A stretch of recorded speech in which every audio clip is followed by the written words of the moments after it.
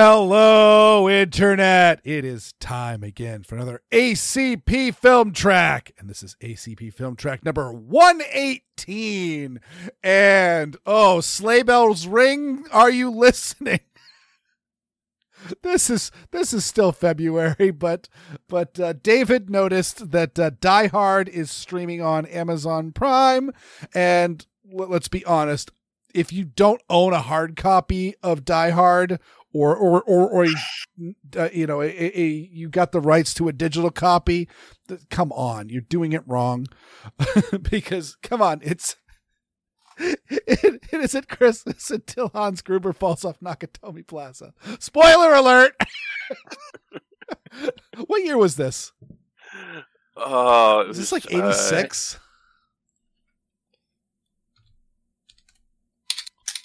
I think so. 88. 88. Okay. You were close. That's very close. Yes. So there you've already kind of heard the voices of course, David.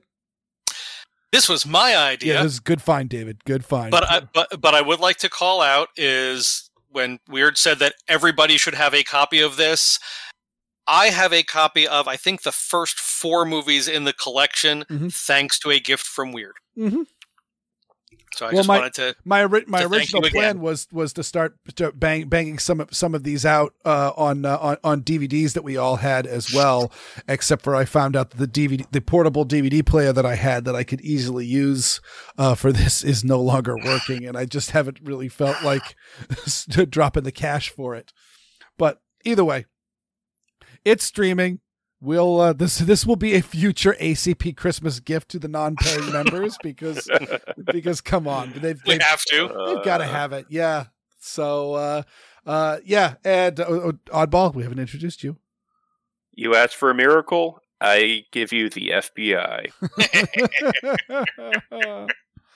All right, without further ado, did you guys catch what the production studio name was? 20th Century Fox. There's 20th Century Fox, then there's the production studio, whatever, blah, blah, blah, white lettering and all that. And then there's a black screen. Go for the first panel of the black screen as close as you can. That's 28 seconds on Amazon Prime if you're watching on that. But I suspect this isn't going to stick around for too long because we've been looking for this for ages. But yeah, it is essentially in between the boring white lettering and seeing a plane coming in for a landing. So you know the drill. Pause the podcast, put this up on the screen of your choice, get yourself comfortable, mix yourself a drink. You know what? I would love to be eating popcorn right now, but you do not want to hear me crunching popcorn, and that irritates me because I love eating popcorn and watching movies. But I actually have some fancy popcorn we picked up at a little shop in Knoxville. Are you gonna eat it on mic? I was planning on it because they might not want to hear you eating popcorn, but I don't think they'll have a problem with me eating popcorn. So is your name Xander? I can be vaguely quiet. I just have to get the package open without spilling popcorn everywhere. But yes, but yeah, get yourself some popcorn just for Weer'd. Get yourself a drink, and then put it up on the screen. Get it up to that black screen, and then unpause the podcast, and we will count you off so that we can all hit play at the exact same time. Yes, this is from a little place in Knoxville called Proper Popcorn, and this is the Zebra Drizzle flavor, which is caramel popcorn with dark and milk chocolate drizzle. Milk or white? Dark and milk. Oh, and a little bit of white. Okay. I just love the little streaks. All right, so Oddball, you're running the watch party. Okay. So is that crunching too loud, by the way? No. So you should be at 28 seconds in and seeing a big black nothing. Mm-hmm. And we're going to hit play in 3, 2, 1, play. Speaking of 28, we should see at some point if 28 Days Later is on streaming for a future one. I don't like that one. As a matter of fact, Nate Spencer, who does our music, though not for the film tracks because I don't put music on these, but But Nate and I got a copy of it. I watched it. I'm like, this movie kind of sucks. And then we decided we were going to get unruly drunk and watch it with a bunch of friends. And we're all just so bored out of our mind. And one of my friends got up and went to the bathroom. And as he was coming out of the bathroom, he suddenly started grunting and snarling and ran across the room and jumped on Nate. And Nate screamed like a little bitch. It was amazing. Screamed like a schoolgirl. Yep. Oh, Bruce Willis, look at that hair. Yeah. I mean, he pulls off the bald amazingly, but... Yeah, I had hair like that one day. And this is before Leosa, folks, so no, that would not have happened.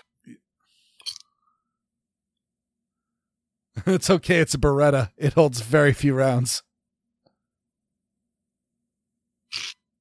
Yeah. Yeah, could you? Well, I'm sure there was a time when you could carry a gun on a plane. And obviously, you can still carry a gun on a plane if it's a private plane.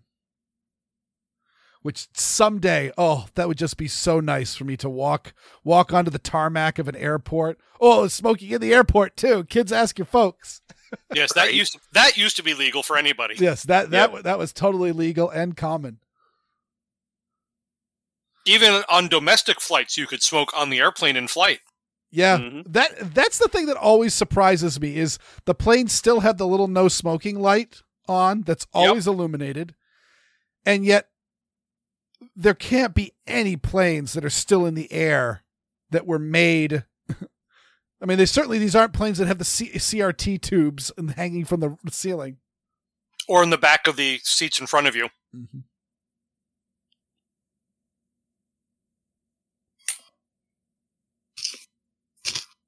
And of course, Bonnie just snuck in from the side. My wife's company used to throw Christmas parties like this. And then they just said, you know what? We're just going to give out gift baskets and give you time off. And we're like, you know what? That was a good call. Oh, Ellis. So desperate. Yeah, my company does a Christmas lunch. Well, that's better. And literally they would rent out like a large function hall, like a hotel. Mm-hmm. Yep. Oh yeah, no. Companies I've worked for have done that. We do that with the lunch for everybody at home office, and then after the lunch and presentation, etc., the president of the company tells us all to go home. So we tend to get out at like 2. Nice.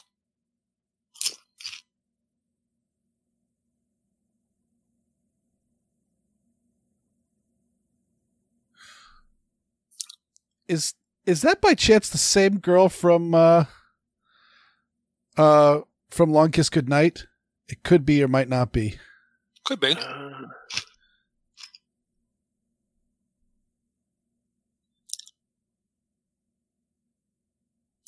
We'll see. We'll see.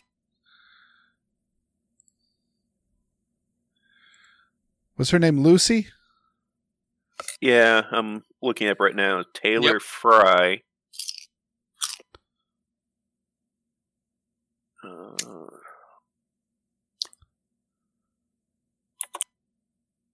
It is not. Okay. Yeah, I didn't think so, but it could have been. I mean, there's some of these like child actors. And some of them do 1 or 2 projects and that's it. Yeah, exactly. Mm-hmm. Others catch the eye of a Hollywood producer, or they have particularly driven parents.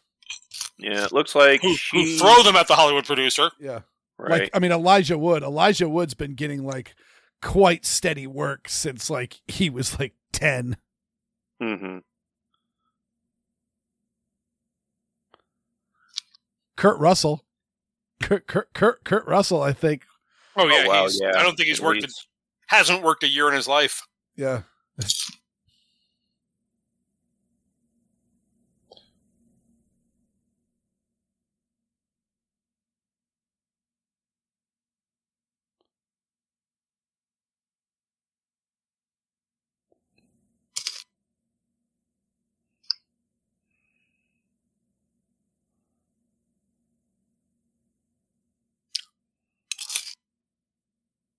Lincoln. Mm-hmm. They've got a telephone in the VHS car? and a VHS. Yeah. Kids, ask your folks. But they get CD. That's a big deal in 1988. In 88, there is a distinct chance that that's a satellite phone. Yep.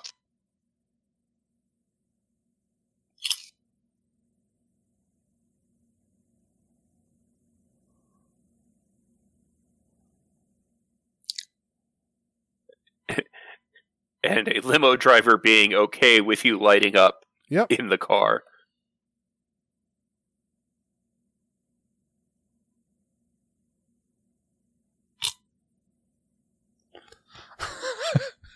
He's such a great character.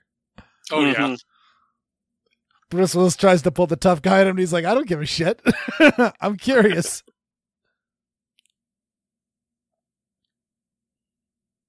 I'm hoping to put the meat to her.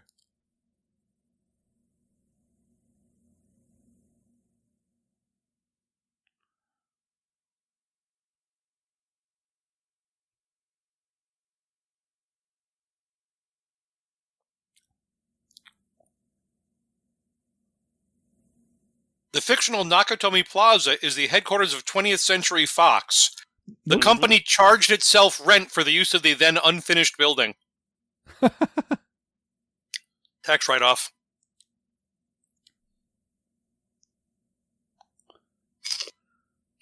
And there. And this is actually the second John McClane movie. Oh, yeah? Yeah, I'm trying to remember the name of the first one that actually starred Frank Sinatra. Oh, interesting. Oh, right, yes. Yeah. It was called like No One Lives Forever or something like that, right? Or Nothing Lasts Forever? I'm trying to remember. Nothing Lasts Forever. Yeah, okay.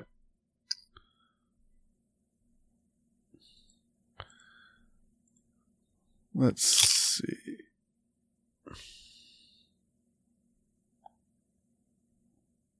The Detective. Ah, yeah. 1968, The Detective, starring Frank Sinatra Mm-hmm. as Joe Leland, which might have been probably the original character's name. Mm. Yep, Joe Leland.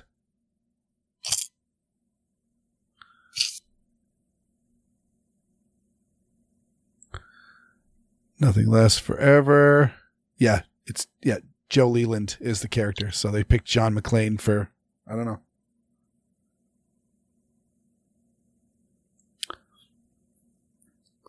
Very, very much in the future. I remember when I touchscreens first started showing. Yep. Oh, yeah. Now, I'm trying to see the frame of that. I don't think that's an actual, might not be actually a touch screen. There were some that they had a grid of emitters around the edge, and when your finger interrupted two of the lines where they crossed, that gave it the coordinates. Mm-hmm. Holly Gennaro. Yep.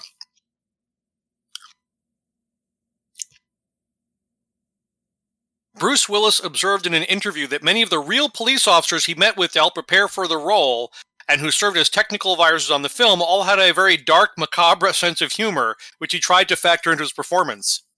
Ironically, action hero characters are often criticized for joking around in films, even though, as Willis himself noted, telling jokes in such dire situations is not that uncommon. No.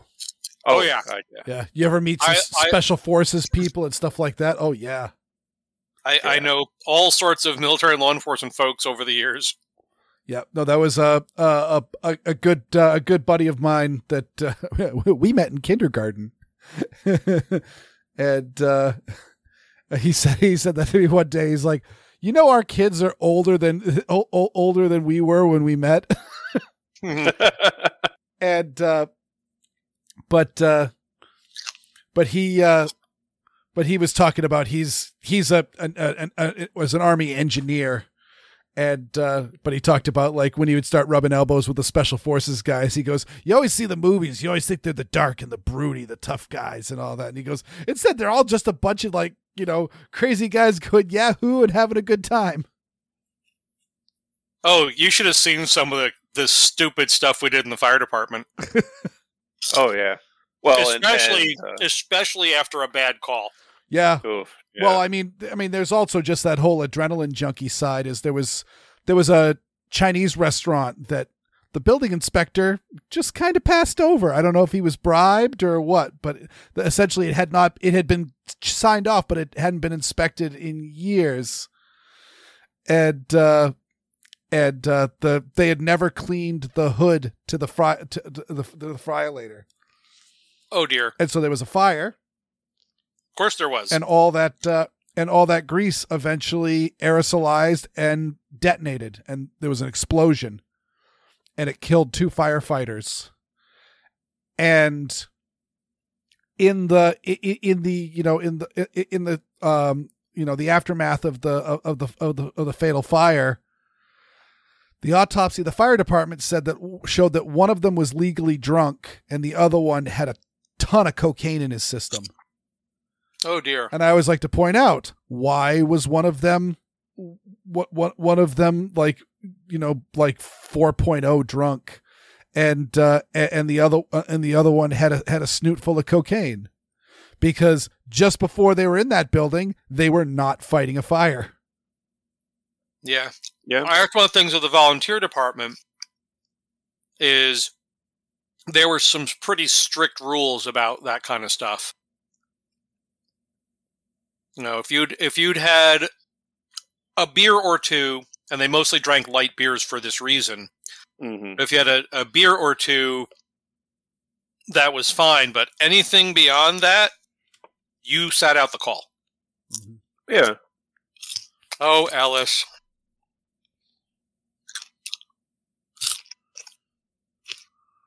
Oh.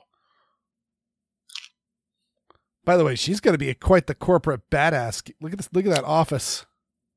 Mm-hmm.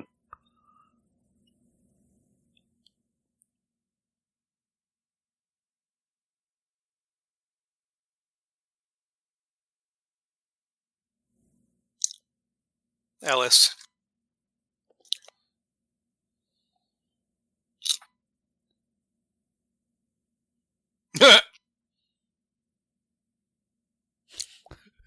He's such a dickhead. Which one? Because Ellis is. Oh, that's I mean Ellis, yeah. Yeah. But John wasn't exactly being the most warm and fuzzy either.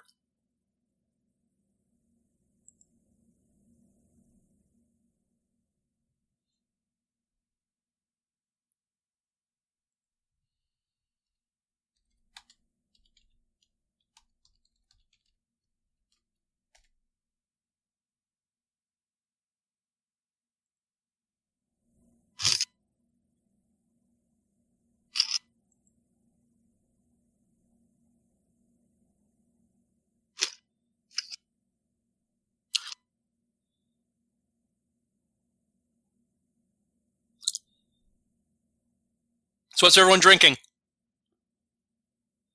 I am having some Bellmead bourbon. I am having a hard sell, which is fucking awesome. I'm really in love with this cocktail. Well, I won't tell you what I'm drinking, but I'll give you a hint. It's a Saranac root beer. It has a frosty mug taste. Is that Barks? Or is that just mug? No, and no. A&W? Mm-hmm. Okay. Okay. Diet Class. A&W? I don't understand. What's the point? I grew up on diet sodas, and you know what? I well, really, that explains a lot. I can't taste the difference. I can. There's a viscosity difference. I can feel the difference, but I can't taste it. I generally can, more so in ginger ales and root beers.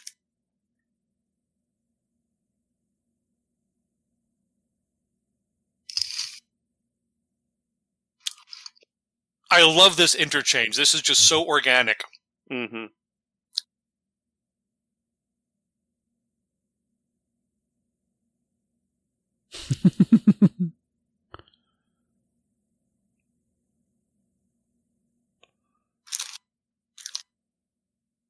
That little hi of just the, will you please go the fuck away?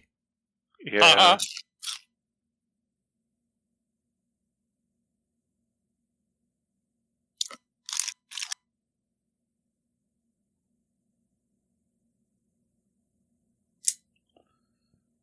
Is that a telephone in the shitter? It's a private bathroom in an office. Of course there is. Wait, what do people do with phones on the shitter if you can't play Sudoku on them? 1988 phone.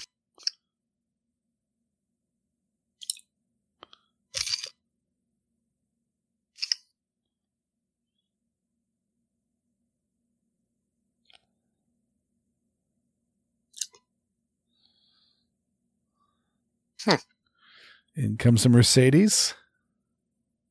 Who suspects a Mercedes? Well, it's one of those, like, this is absolutely the, well, excuse, is Hans rolling up on the Mercedes? No. Okay. That was, what's his name? Gunther? Klaus. Yes, Klaus.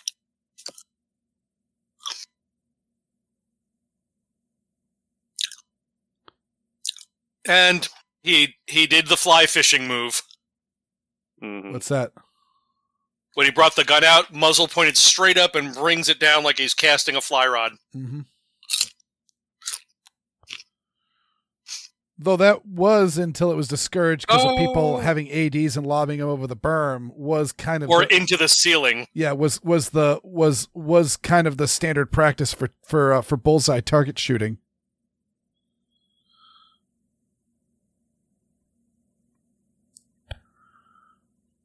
It's a hockey puck. Yeah, do they make flashbangs like that? I'm sure there's somebody who will. And that could have been a homemade. Honey, we're home. There's Garb, and there's the man himself. Yep. Who was very reluctant to take this part. This was his first Hollywood role of any significance, and he was very concerned about playing the bad guy.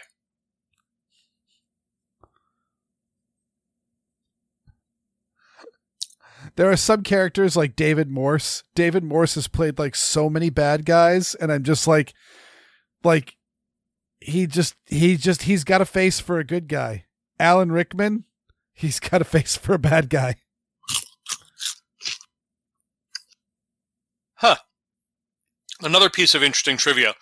Clint Eastwood originally owned the rights to the novel Nothing Lasts Forever, on which the film is based, and planned to star in the film around the early 1980s. That would have been a drastically different movie, but Yeah. But at the same time, I mean, I assume he would also have directed it if he owned the rights.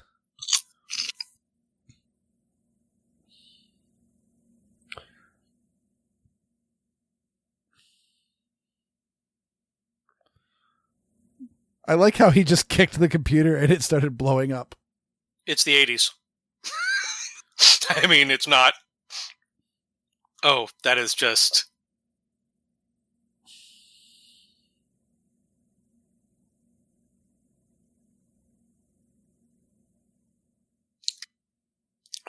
Just that one look out the window sets the Hans Gruber character. I mean, that's just this role really does show like Alan Rickman's chops, because so much of what he does is all nonverbal. Yep. Mm-hmm.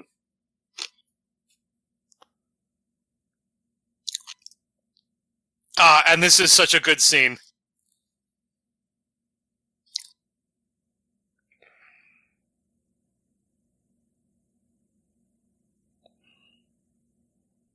So the setup. What is powering that angle grinder?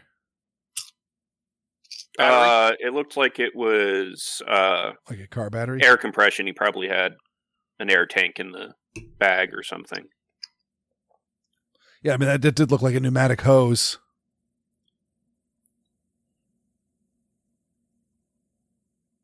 And all of those phone lines. Ugh. Well, it gets better. Oh. Because they don't care about most of the phone lines. They just care about the ones to...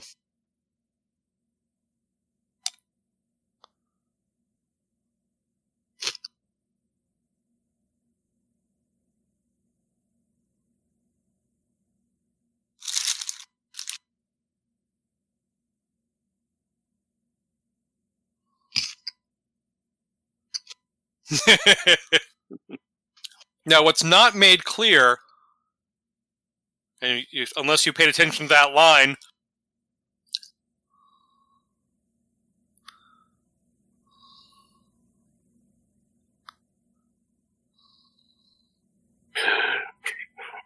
we're apparently under clock here.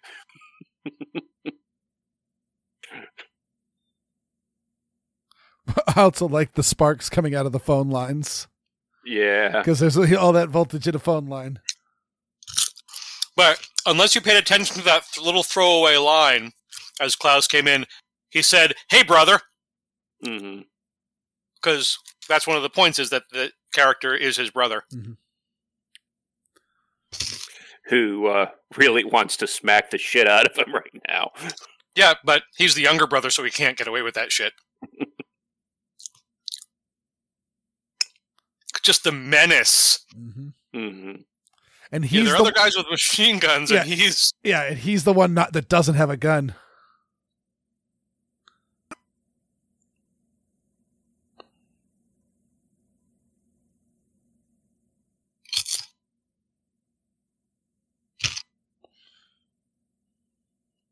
And that actually, I wonder if they recorded actual MP5s, because the times I've shot MP5s, that's pretty much what they sound like. Mm-hmm. Booby. Yep. This was the 80s. We didn't have PG-13 yet.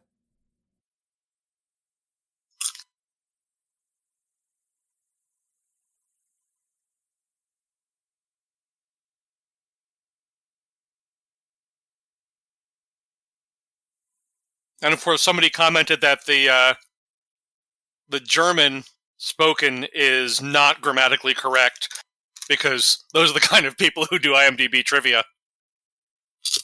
And, well, McClane could have at least grabbed his shoes. Or, I mean, he had his shoulder holster in hand.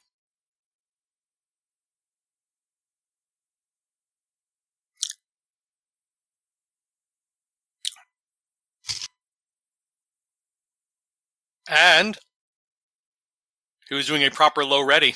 Mm-hmm. Not holding it up by the side of his head.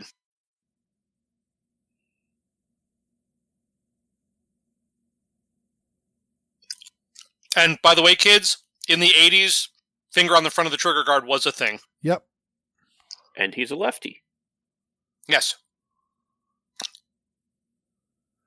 Yeah, I was just doing the math on that to see, wait, is he carrying left-hander? Because ever so often Bruce Willis does sometimes shoot right-handed.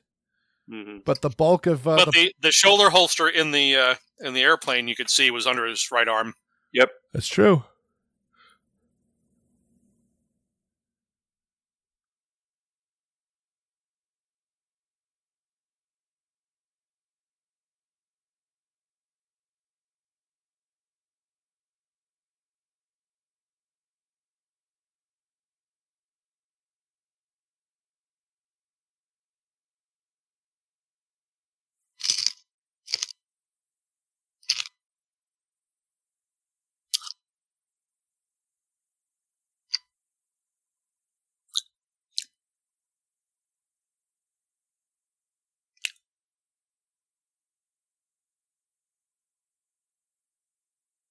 I mean, there's a slight problem of there's not many old Japanese guys in the crowd.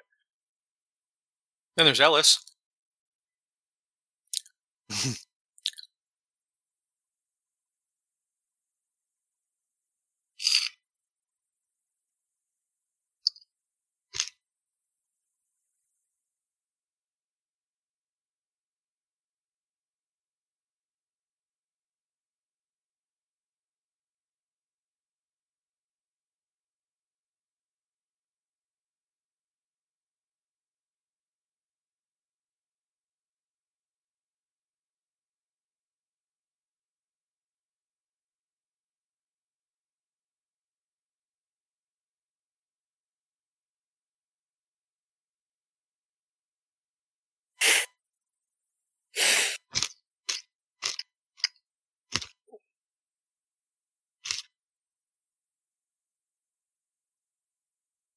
Ode to Joy. Mm-hmm.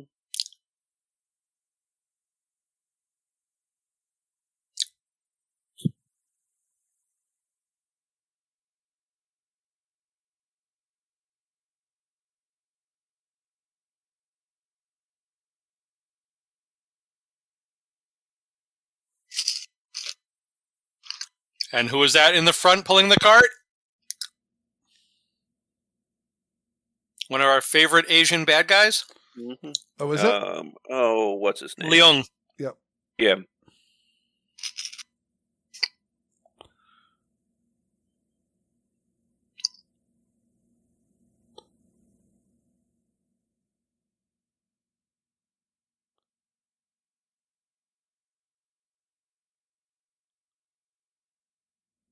I do wonder about that jet engine behind Takagi.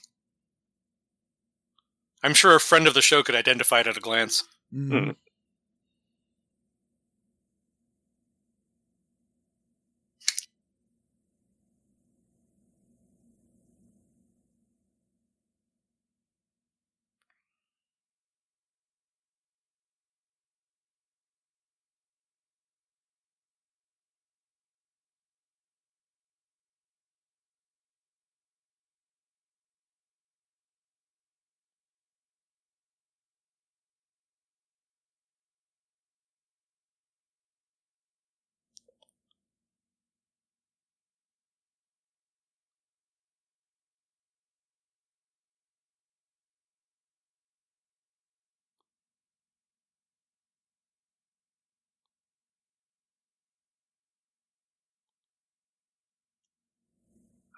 Running BSD.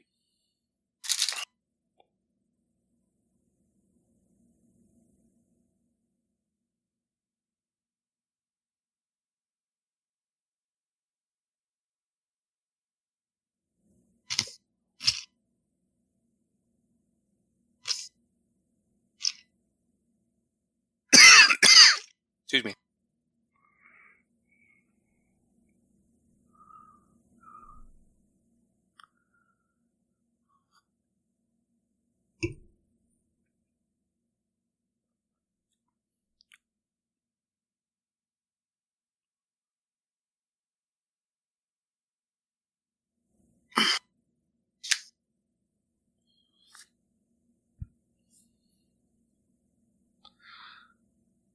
And what would $650 million be worth in our current diluted currency?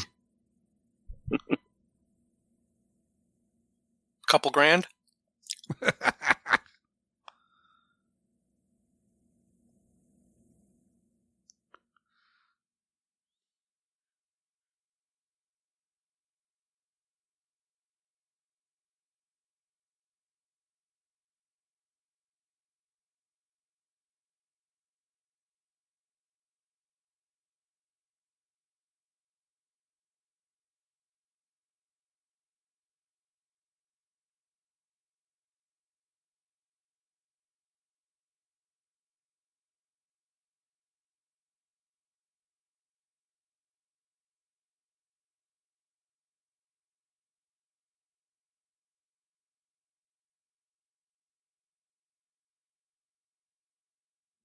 That's a valid point.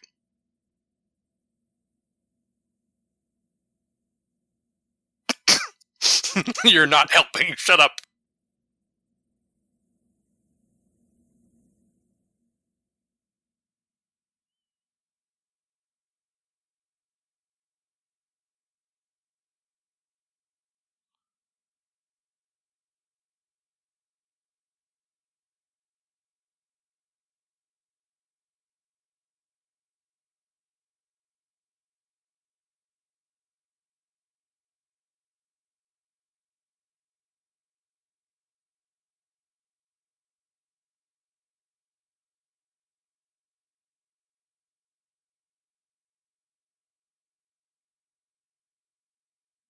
And that was Lefty, too. Was Alan Rickman a lefty? I love this.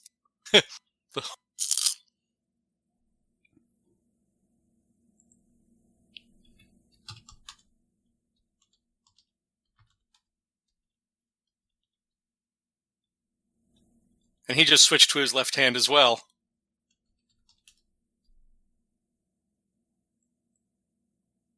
course, that's because he was wanting to manipulate things with his right, so.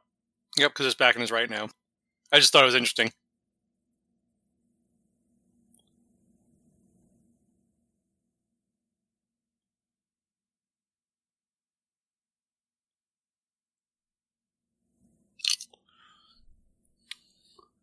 By the way, there is something to say said about like how the villain just kills the CEO of the corporation just like right off the bat. Mm-hmm.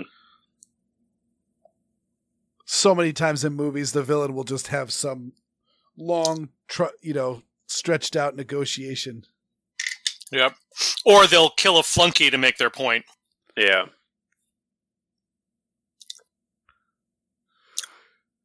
And what does that guy have in his shoulder holster? That guy. Did you see it? Couldn't quite tell. It looked like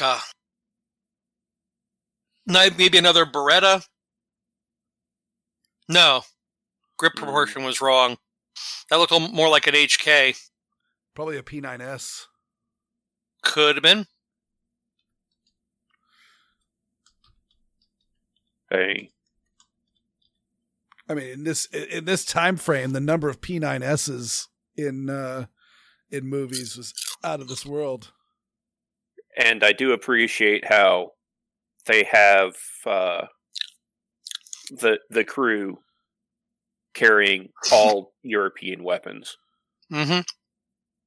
Which I also think is interesting because how did they get into the country? And how did they get those weapons into the country? I mean, yeah, it was the 80s, but it wasn't the Seventh Seal. I mean, the amount of equipment they had, they could have had it all shipped in as some sort of Connex box. Yeah. And pretty sure this isn't their first rodeo. High tag gig. It's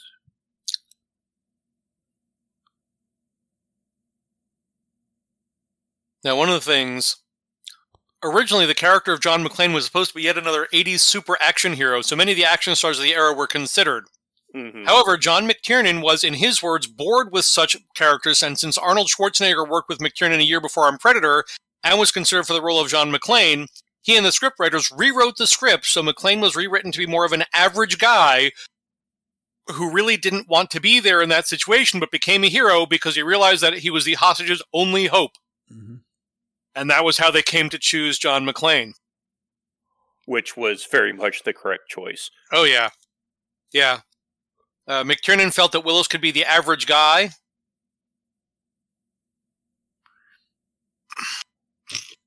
Oh, found it. It's Walther P5. Mm-hmm. So, basically, updated P-38. Very updated. So, I wasn't that far off when I said it looked like another Beretta. Yes. You said HK, though. Son of a bitch. No, then I said, when I saw the grip, I said, then it looked like HK. True. I thought at first, Browning High Power or Beretta. Yep. I mean, in fairness, the crew is carrying a lot of HKs.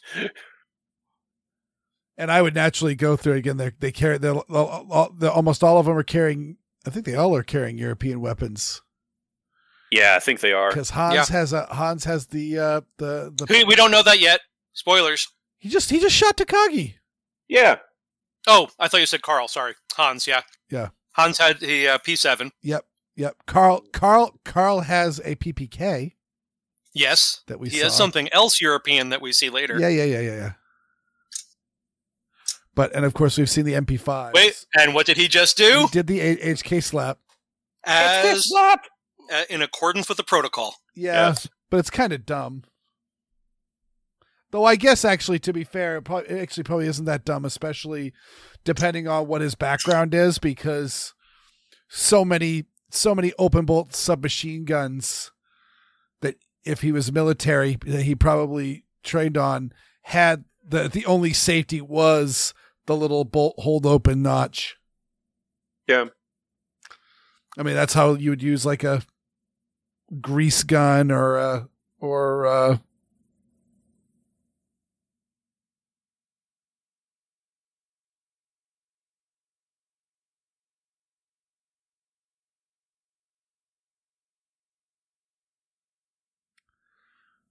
Blah, blah, blah, blah.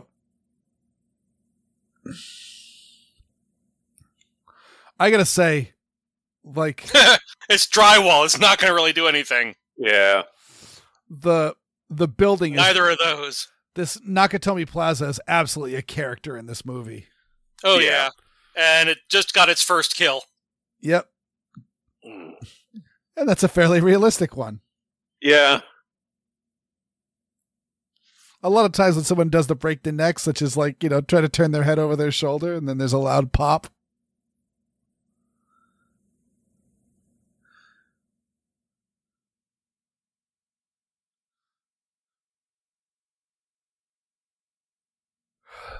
I mean, you could probably do that with, with some sort of serious neck crank maneuver, but. Nice. Akagi? Historical reference? No. It was one of the aircraft carriers in the Japanese Navy when they attacked Pearl Harbor. Ah. Akagi, Kage, hear you, soar you. That will be useful. That will also be useful. Yep.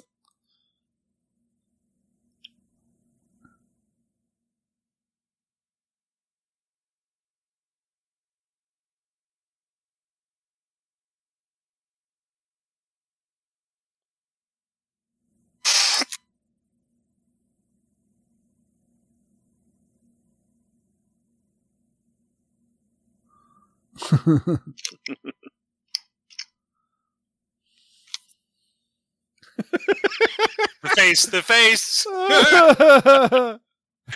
Yeah, just fuck with them. Hold my beer and check this shit out.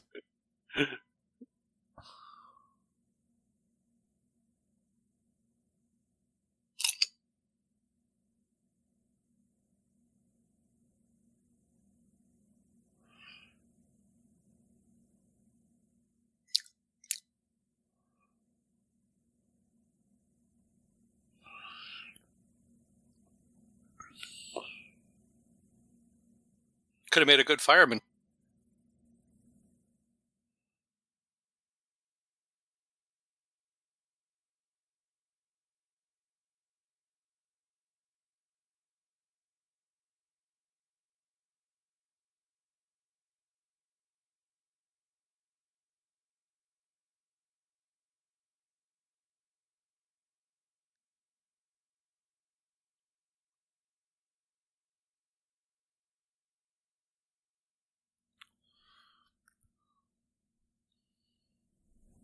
The fact that he's eating while he's saying it. Oh, yeah, just very calmly noshing on there.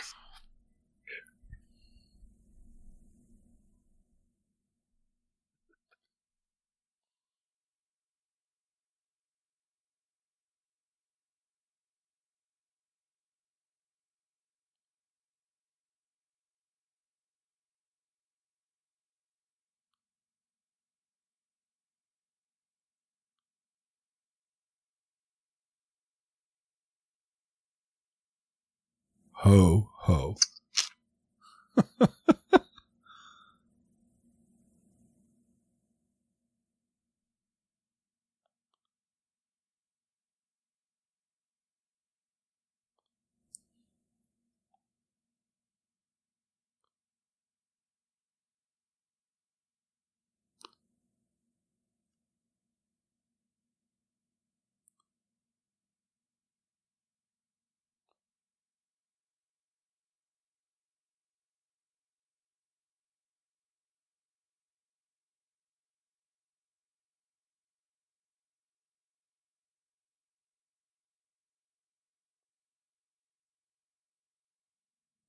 Some very valuable intel.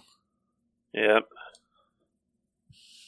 Because I'm not going to be able to kill them all in a face-to-face fight, but I could maybe divide and conquer.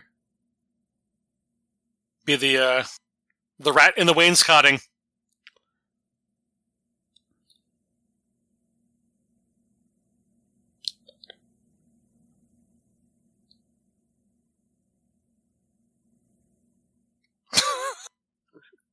If you listen to Deviant Olam's talk on elevator hacking, he says, "Do not do this. Do not ever ride on top of a car." No. Yeah.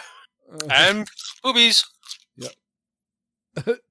Just even in the seriousness of the situation, he has to stop and look at the boobies. I mean, Oh, hey. it might be something you hadn't seen before. Well, you know what Ron White said. Once you've seen one pair of breasts, you want to see them all. Mm-hmm.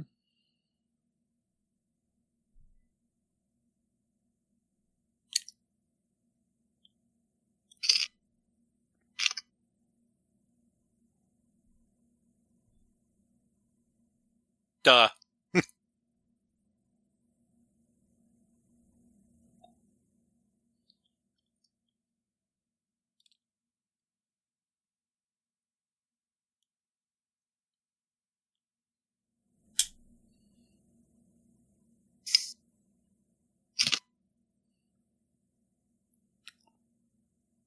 Yeah, what a fucking weasel. It's Ellis. I know. I hate him so good. Like he's such a piece of shit, and it's like he's so unabashedly a piece of shit that it's perfectly fine.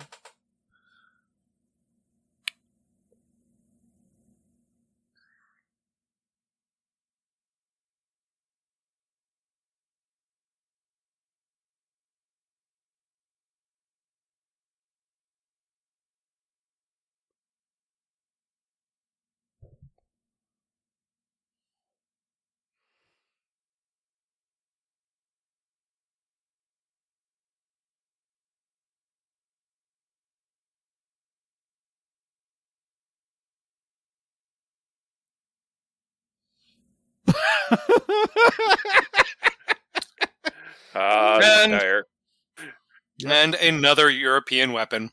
Mm-hmm. There's Fabio from Wish.com. Yep.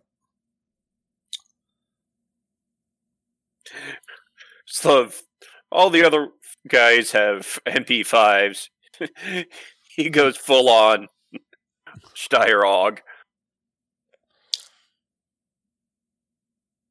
I mean, if he was serious, he would have brought an FAL.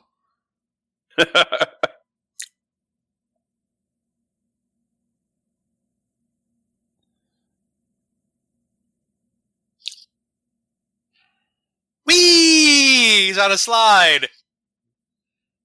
At least he didn't drop that gun. Right. Does the AUG have a AUG has a progressive trigger, doesn't it? Yes.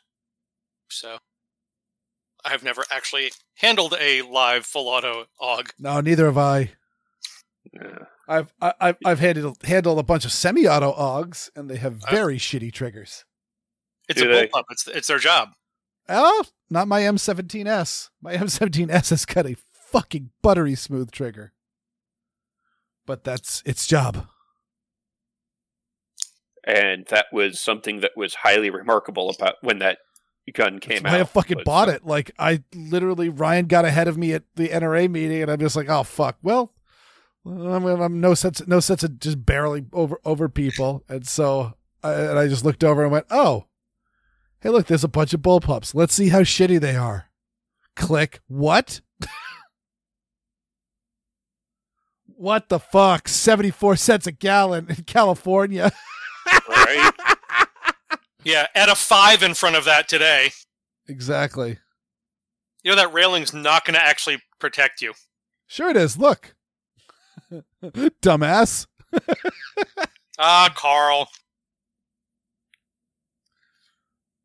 Fucking hip firing.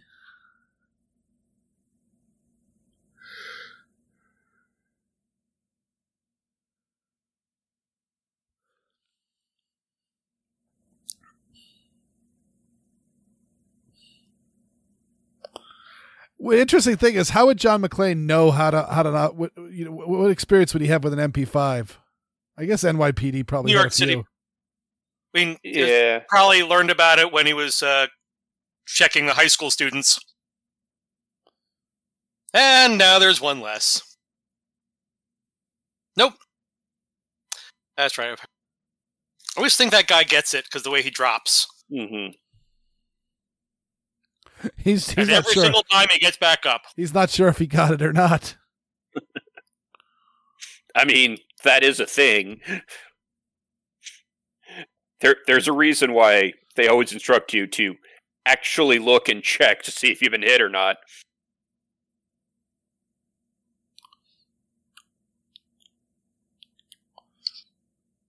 And powering those 5.56 rounds through the fan. And it's still turning. And you saw them bouncing off the hub. Mm-hmm. Hello again.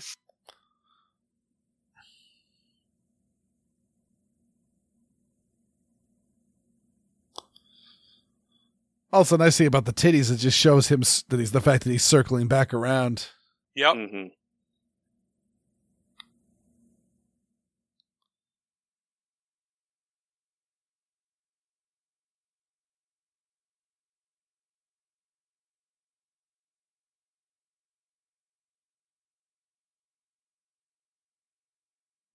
Whee! So that's a long way.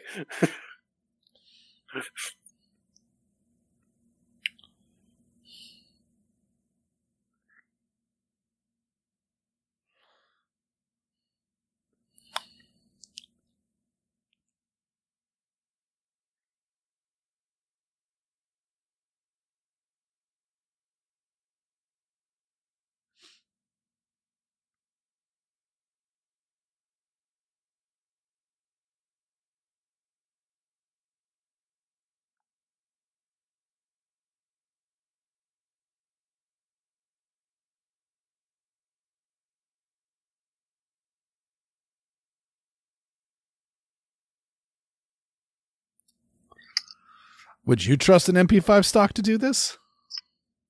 No.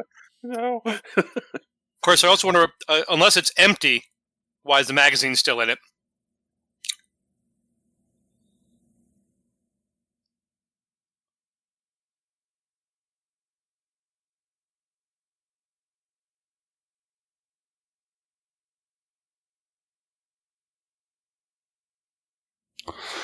I wonder if I never watched much moonlighting. Did you guys? Yes. Yeah. Was Bruce Willis as buff as he is here in that? Yeah, pretty much. Okay. It's not the stock; it's the sling. I mean, he definitely got in better shape. Yeah. For this movie. Yeah. But in fact, that's one of the factoids on IMDb was that Here we he go. was actually Whee!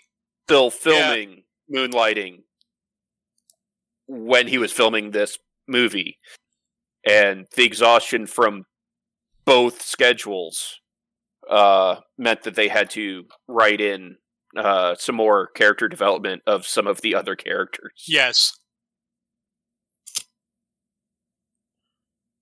And kids, the firearms used in the film are, as in most action films, especially of that era, real firearms modified to function with blanks.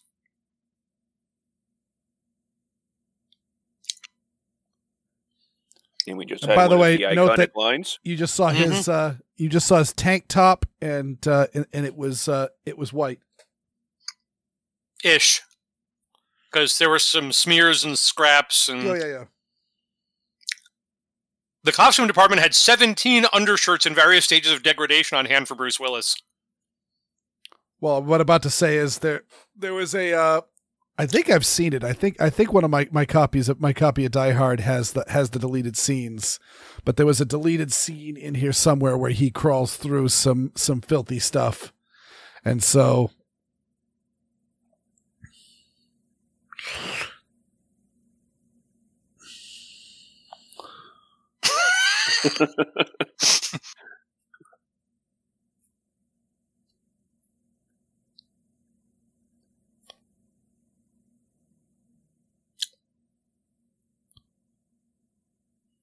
What's the purpose of a safety on a double-action semi-auto?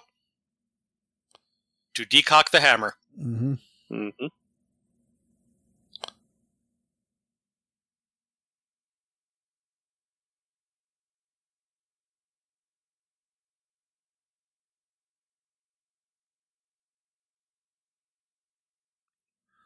Would have made the game a lot simpler if he had just popped Carl in the head there. Yep.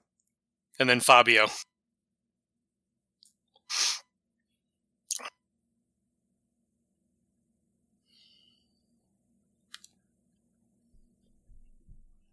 And that is a grimy shirt. Yep. Yep. So now the shirt is completely brown. Well, have you seen the inside of an air duct? Yeah, but I believe there was a scene where it actually showed him crawling through some schmutz.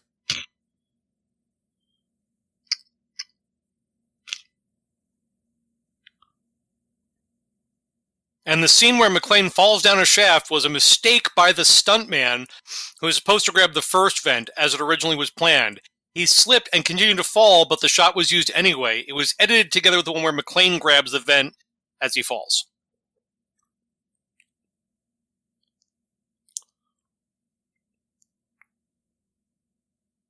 And in 2007, Bruce Willis donated John McClane's undershirt to the Smithsonian Museum. Where it should be. Now we have Wish.com Huey Lewis. Well played. I have thought that quite a few times. Or Wish.com Joe Piscopo. No, he's way more Jerry Lewis. Or Huey Lewis. Yeah. It's the power of love. They need a new duck.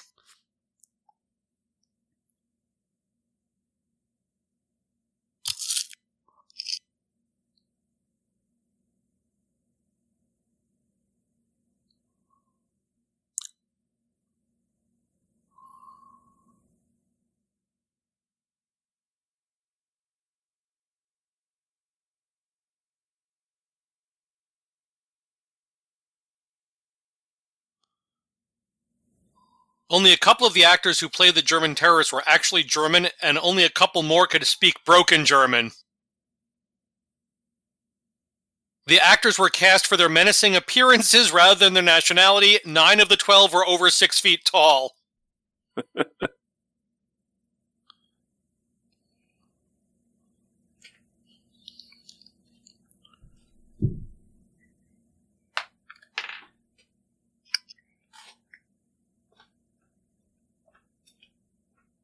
Oh, this one's funny. Ironically, Bruce Willis...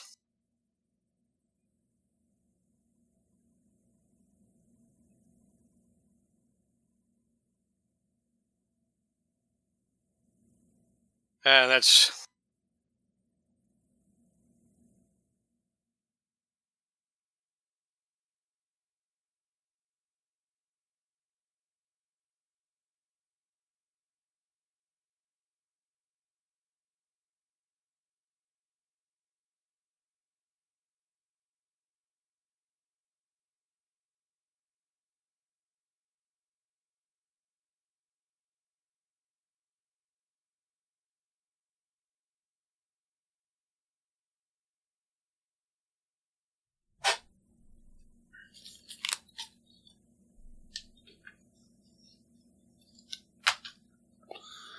It's a good move.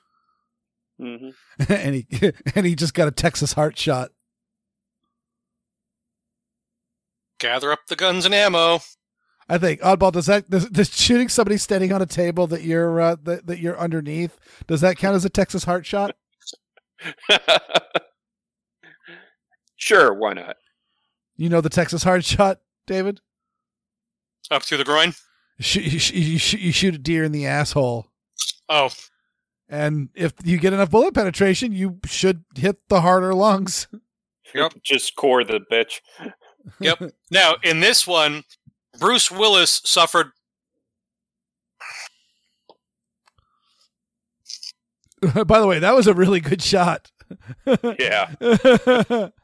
Good aim with the body. Yeah, human bodies aren't exactly fucking horseshoes. And again, another classic line. Yep. And meme fodder. Yep.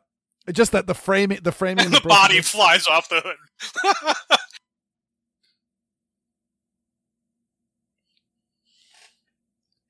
Automatic rifle fire. I'm pretty sure that's a light machine gun. Or a medium machine gun, actually. What was that? Was that an M60? Yes. And that is automatic weapons fire. Mm-hmm. Yes, that is true. Yeah, M60E3 according to IMFDB. So the lightweight version. So Bruce Willis suffered permanent hearing loss while shooting, no pun intended, a scene in the Nakatomi conference room when McClane kills the terrorist who said, "Next time you have a chance to kill someone, don't hesitate," by firing his Beretta through the conference table and jesting after "Thanks for the advice." He suffered severe damage to his left ear, as previously stated in a trivia fact. The stunt weapons specialist engineered blanks to be extra loud and produce extreme muzzle flash for dramatic effect. The close quarters under the table and the use of plexiglass to protect the actor from flying shell casings and wood splinters further increase the sound effect. Mm. And in a 2019 interview, Willis said, "Due to an accident on the first Die Hard, I suffer 2/3 partial hearing loss in my left ear and have a tendency to say, 'What?' And he's worn a hearing aid for years, unbeknownst to most fans." Huh.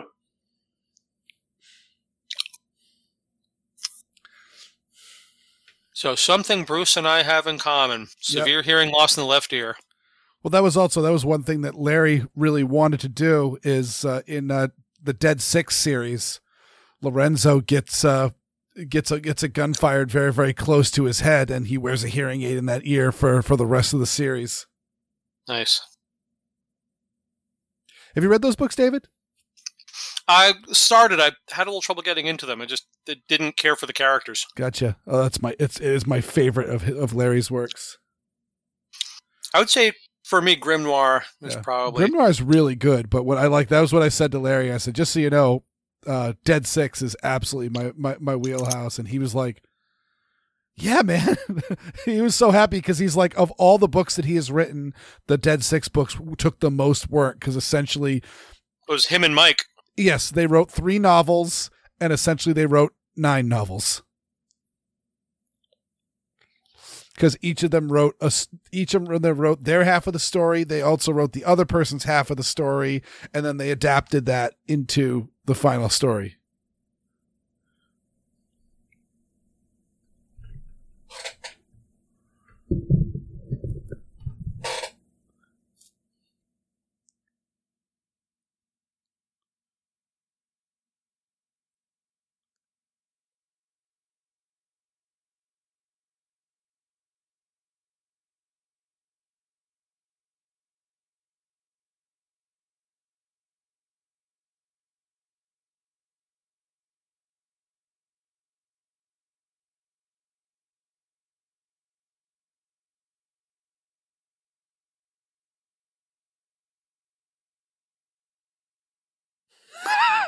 That is the classic line. Mm-hmm.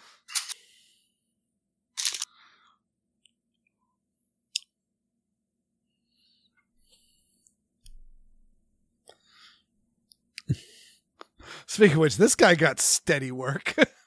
Mm-hmm. Too bad he has no dick. It is true.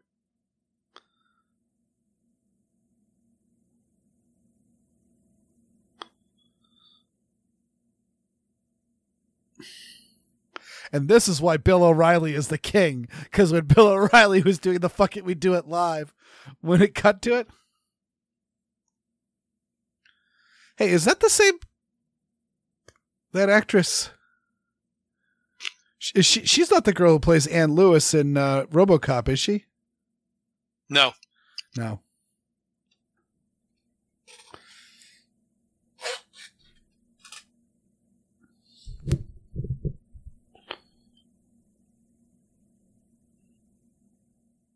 Dun dun dun.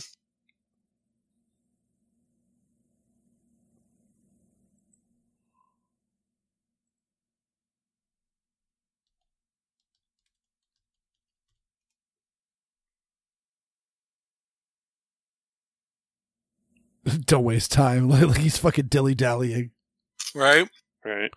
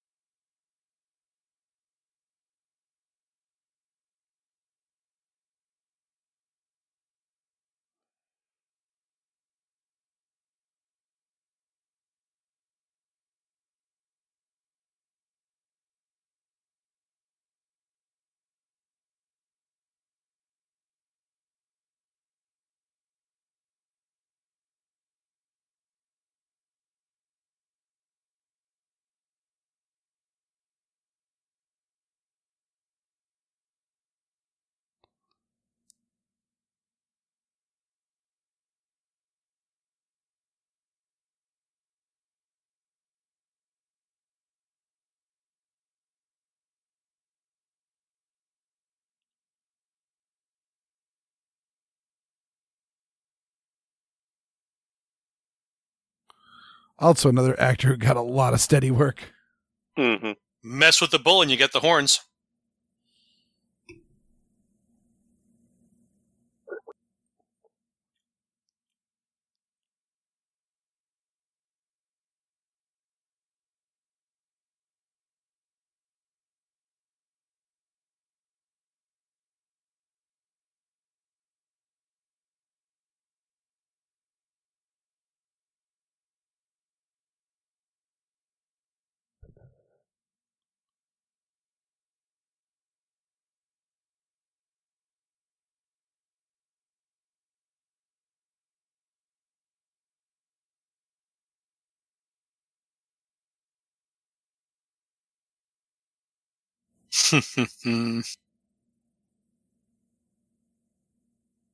That TV.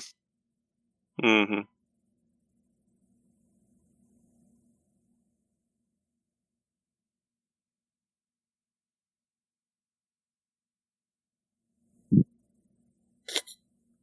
That's why she's got the good office. Mm-hmm.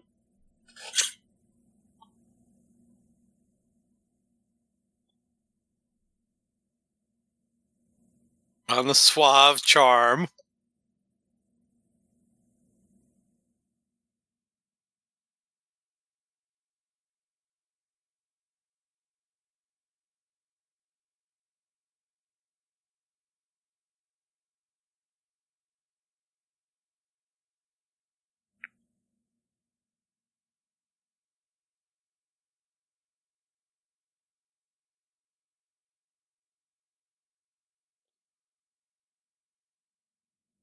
I thought there was a fountain in the middle.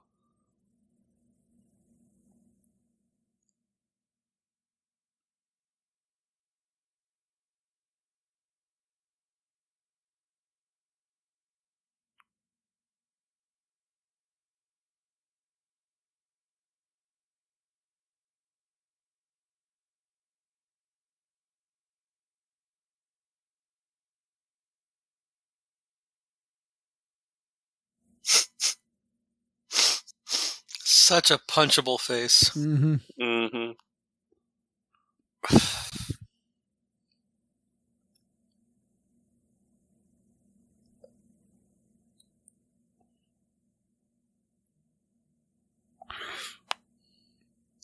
Oh, wait a second. I'm at the Nakatomi building.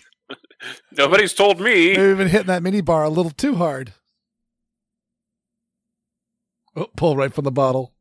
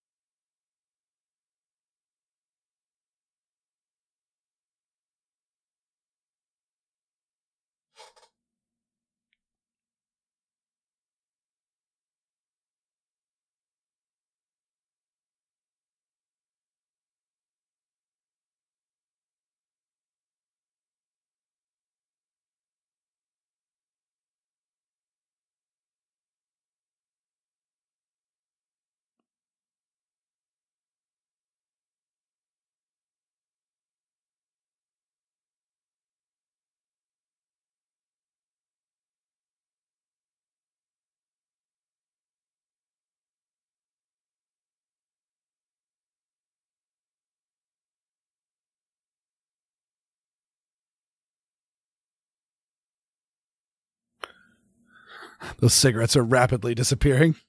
Mm-hmm.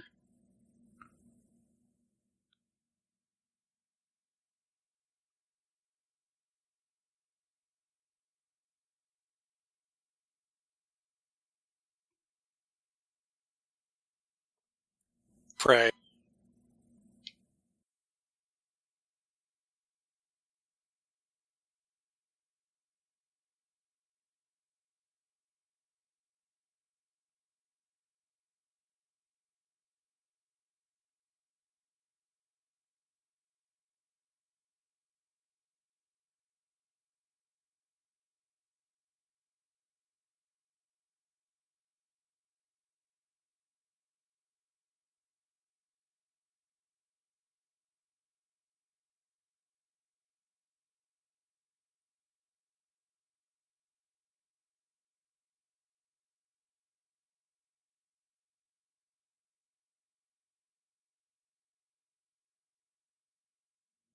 God, that server room brings back memories. Yeah.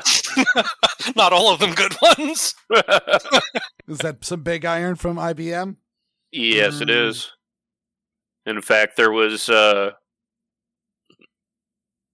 at those. There was actually A1. an IBM PS2 on the table there.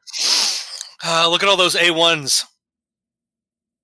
And look at those great trigger discipline from everybody. Because it was the 80s. Al. Mm-hmm.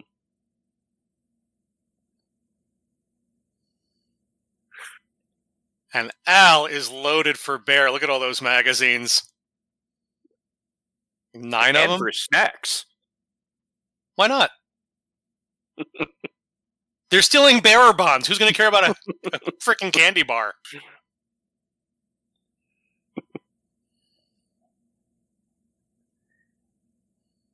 Looks like he's partial to Nestle Crunch. Well, they're delightful. They are. Oh, the guy standing next to the giant floodlight with a shotgun aimed up at the building. Sure, why not? He'll scare the hell out of those windows. Rickman had been an accomplished TV and theater star, but had never been a part of a film before. He nearly said no to the role. In an interview with a Hollywood Reporter, Rickman had said, "I am not doing an action movie." Agents convinced Rickman, who hadn't been in Hollywood for even a week, and the rest is history. Mm-hmm. But brother, why a spoon? Again, Christmas movie. You had the Christmas wrap at the beginning?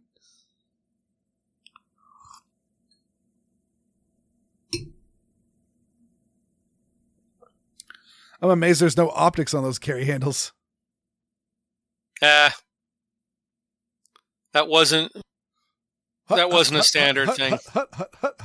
Yep.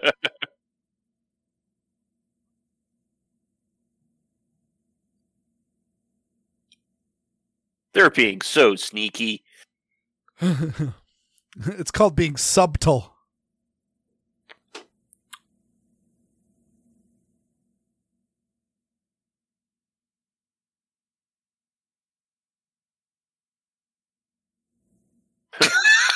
brilliant I know how deduction. Al feels there. Right?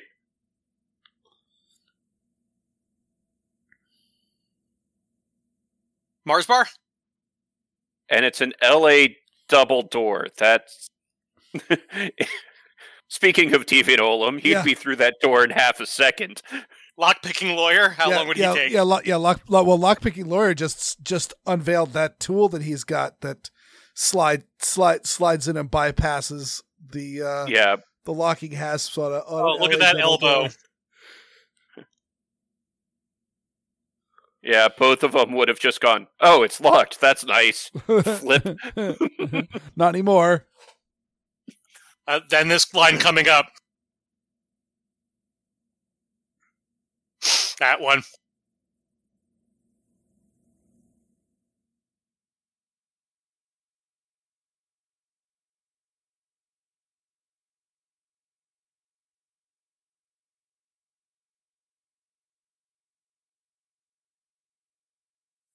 Stop throwing the rockets. Oh, that amber screen. They're in their boxes. Computer.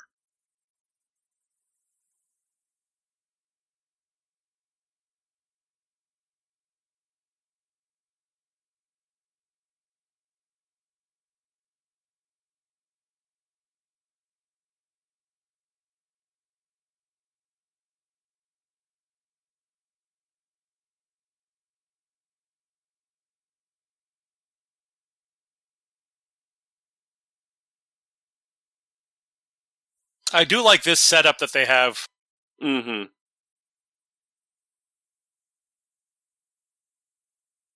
And the fastener gun, which he cocked like a pump shotgun, which is not how that works. But it looks cool.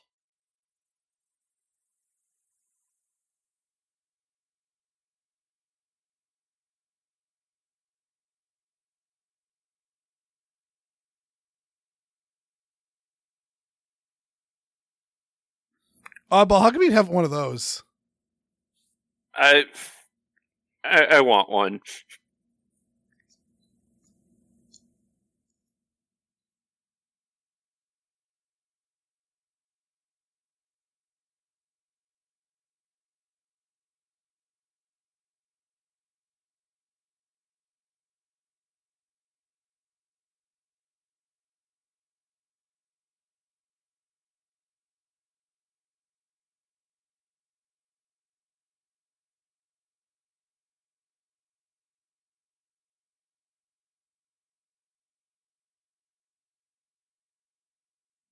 What was left of that window to fall down? Right.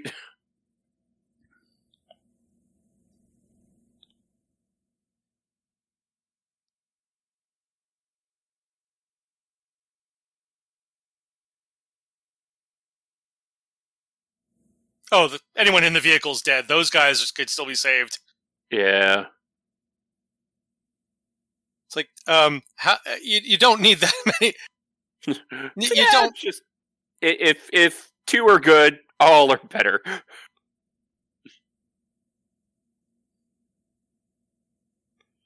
Goodbye, little amber screen. Mm-hmm.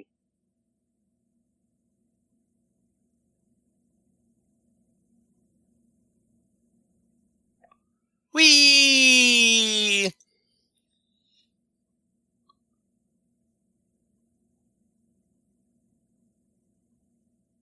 And one brick of D4.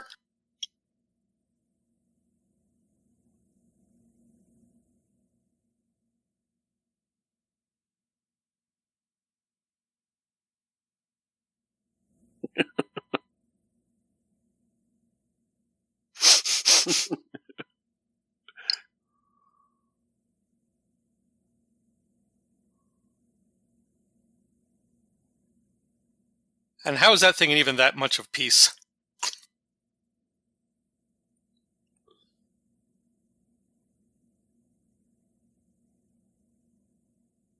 I gotta go change my pants now. Right.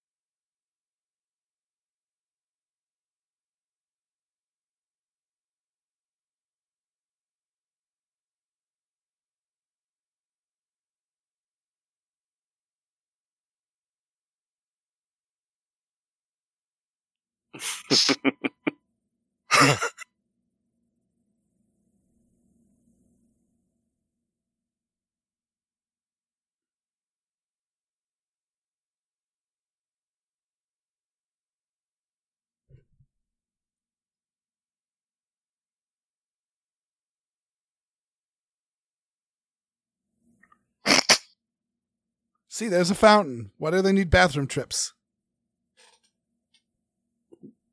Isn't that what fountains in the courtyards are for? No, that just makes you want to pee more.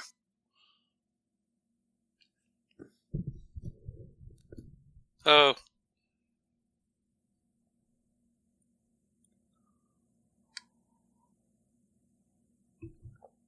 Sprechen Sie Tag. Germans love that.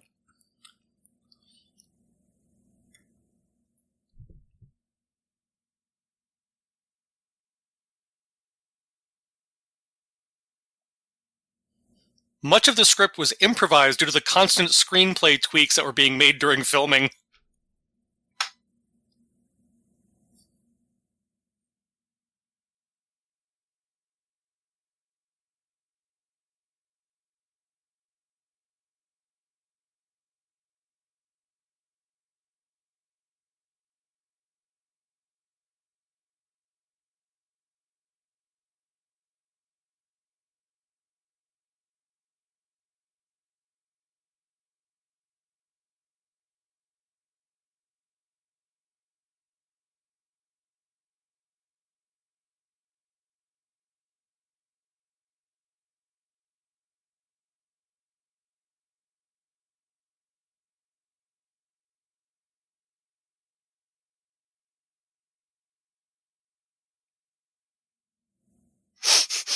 Hart Bochner's line, Hans Booby, was ad-libbed. Alan Rickman's quizzical reaction was genuine.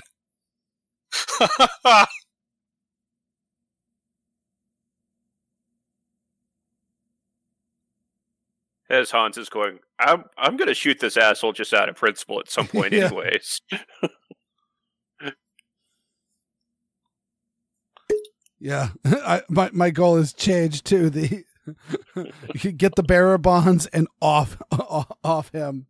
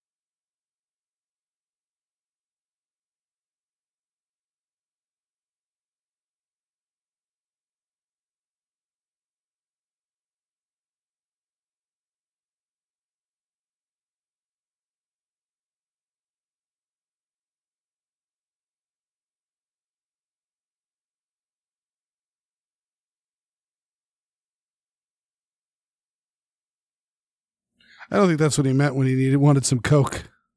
That's not what he meant at all.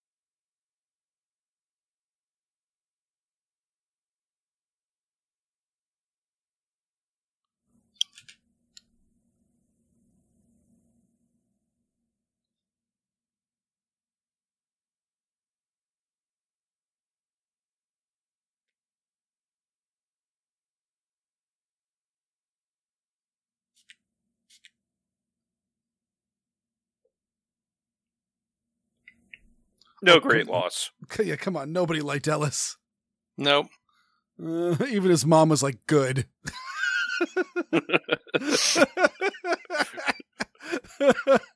I'm not sure good, but definitely, it was inevitable. Hans Gruber, he's not all that bad.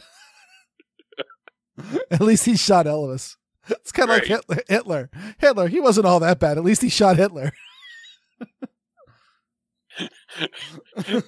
Jesus, man, I almost snarf whiskey. You never heard that one? Oh, no, I have. Just it caught me off guard. Yep. There was actually one of those, you know how they would do like the person go around to college campuses with a petition to repeal women's suffrage? Oh, yeah. Well, there was one where a person was going around with a petition to build a statue to the man who killed Hitler.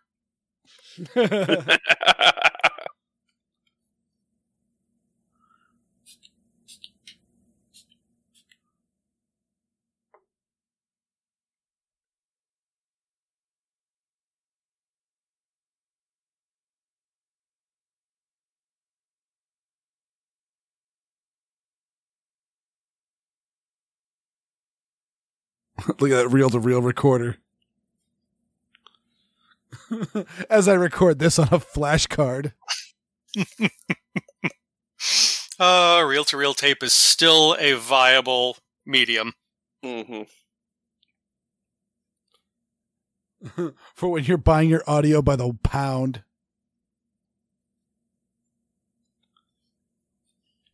Hey. I like how they did that out of focus. They really kept the gore subtle. Mm-hmm. And I love the facial expressions on the bad guys.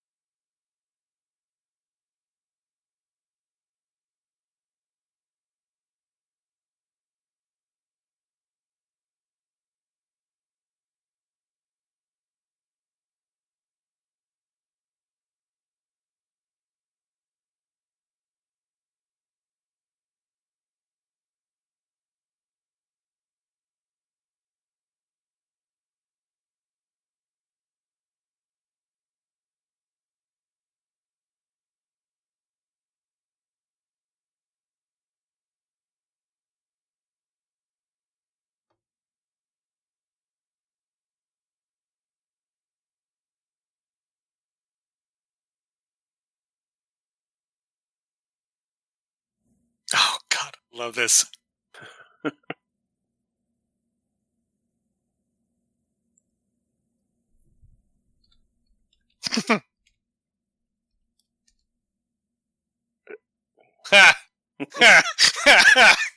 Yeah, keep your mouth shut, monkey. Or they're going to be terrified and think they're going to get killed next. That's one theory. I mean, it was Ellis, though, so I don't think there's too many folks there who are going to miss him.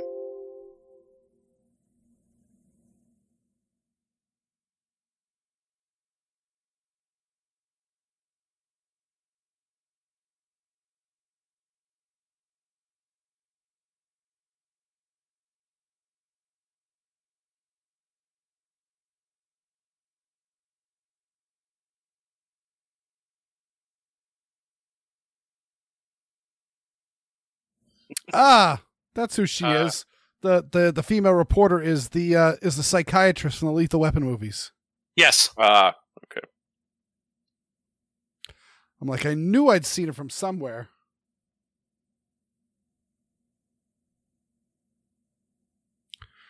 And her downside is she's very, very classically good looking. So it's one of those like, who is she?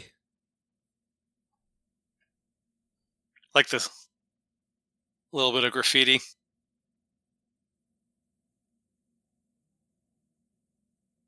Yeah, like you're going to put your gun down. This is why you have pockets. What does it have in its pockets? Or holsters. Well, I don't know how many of them actually have holsters other than the one guy with the shoulder holster that's dead. Yeah, and a P7's not too bad to be carrying in a coat pocket.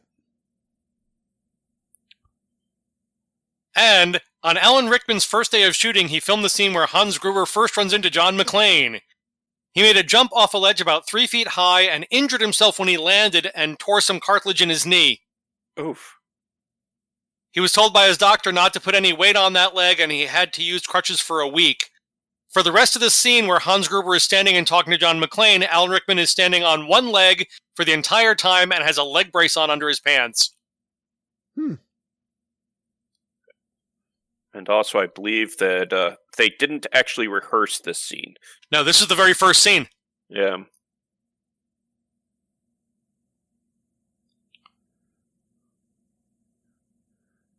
His American accent is decent. I don't think he's ever really played an American character. No. Because why would you want to get rid of that voice? There is that. Yep, his first day of shooting.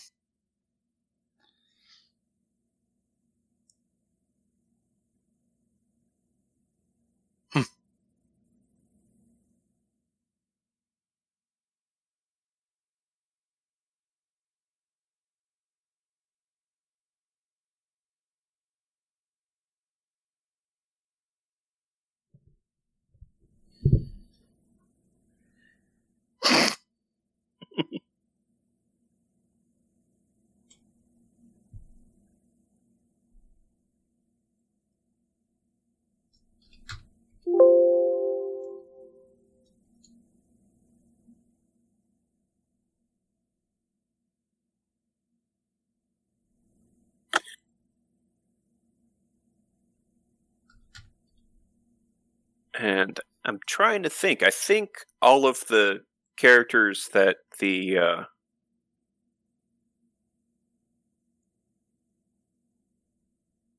bad guys kill in this movie that actually get any sort of that we actually get any actual knowledge of besides Nakatomi, we're kind of assholes.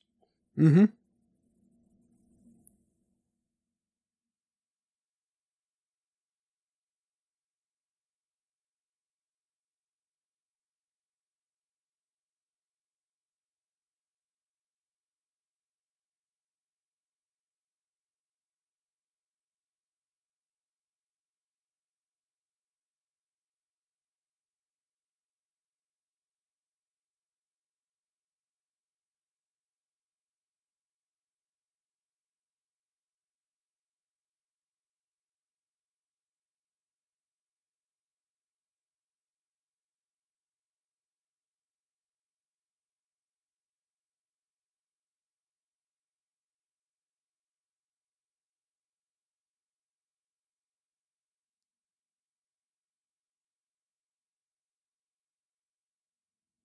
You can see he held down the slide lock.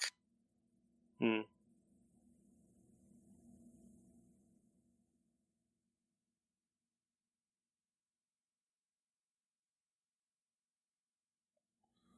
worry, it's a Beretta. They suck. Yeah.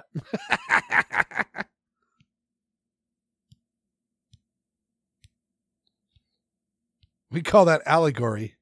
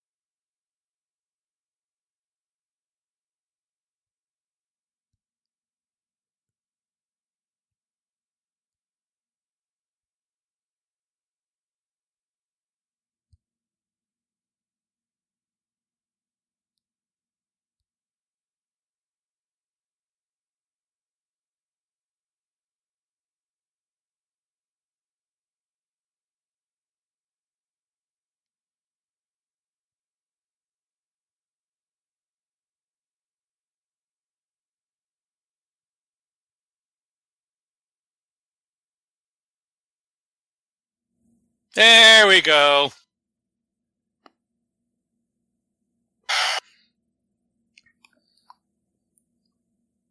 Pretty spry for a white guy.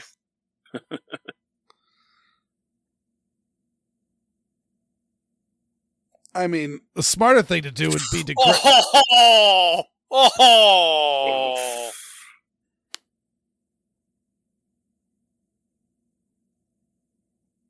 So now there's 5, if there were 7. Oh, those poor servers, they didn't hurt anybody. They were planning to. Oddball, servers never hurt anybody, do they? I mean, few have given some hernias.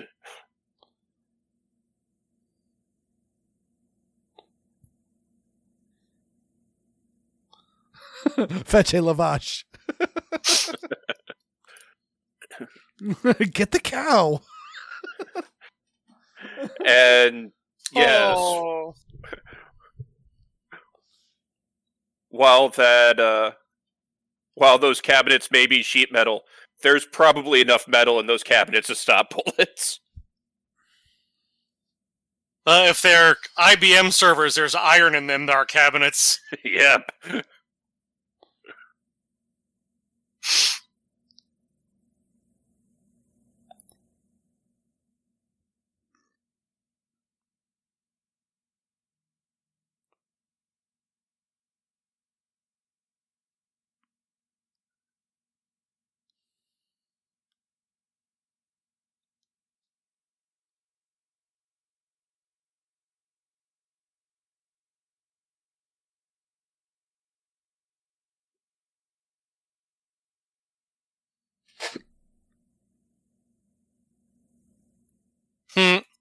My brother's still dead.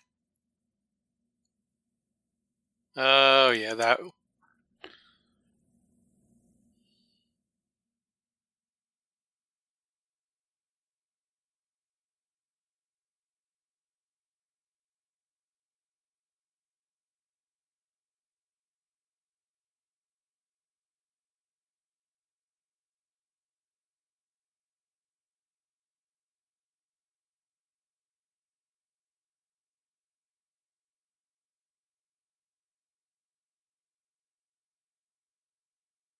I love this next line from Bonnie. Mm-hmm.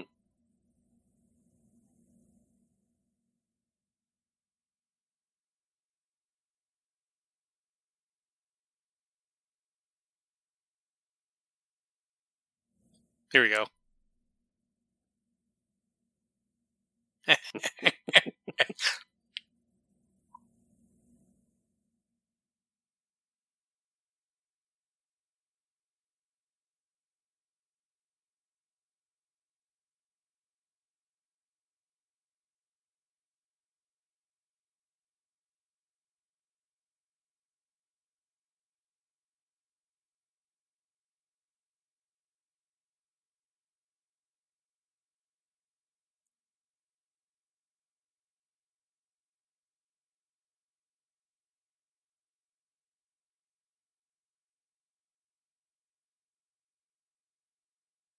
Which is supposed to be a W.C. Fields line.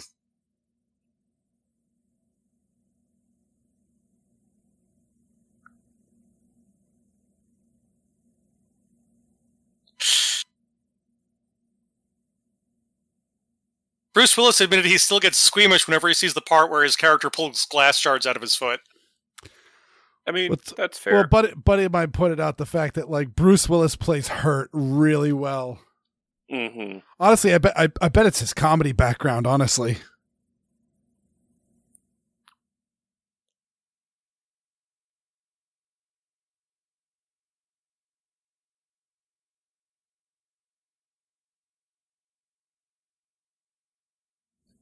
Do you know the story on the scar on his shoulder? yeah, I don't. I mean, it looks like rotator cuff repair. Yeah. 80s vintage. Or possibly something.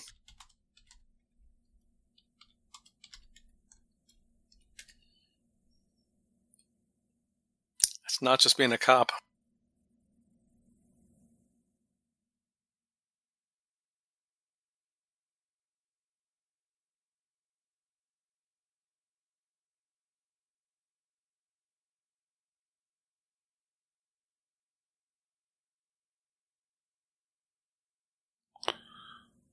It's a high school wrestling injury. Okay. I was just going to look at that myself.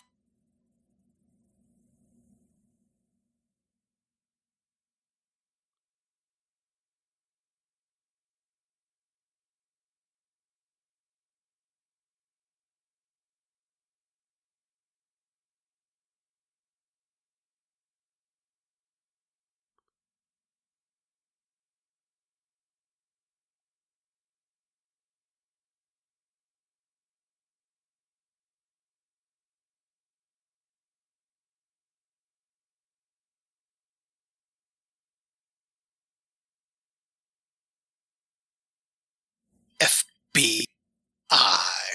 Also one of the best lines. Mhm.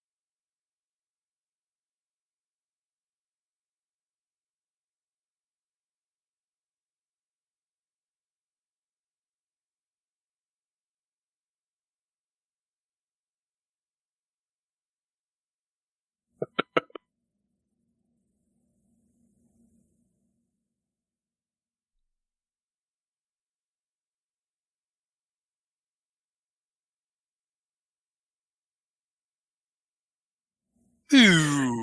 You want me to do what?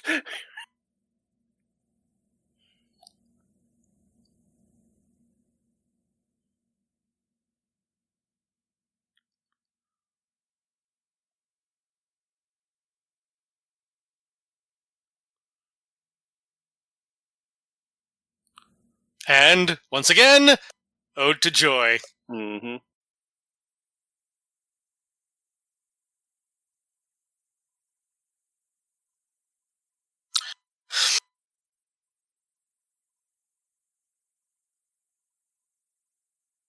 A little wind through his hair. Mm-hmm. Bum.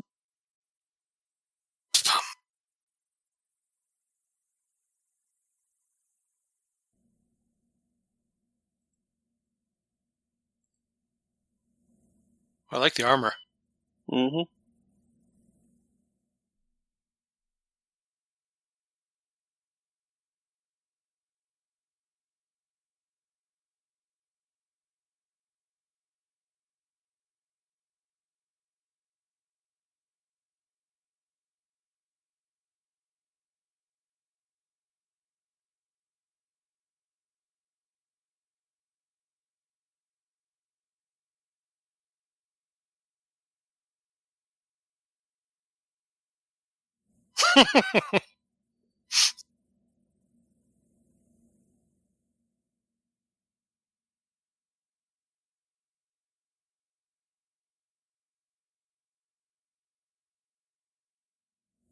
What is the purpose of a bearer bond?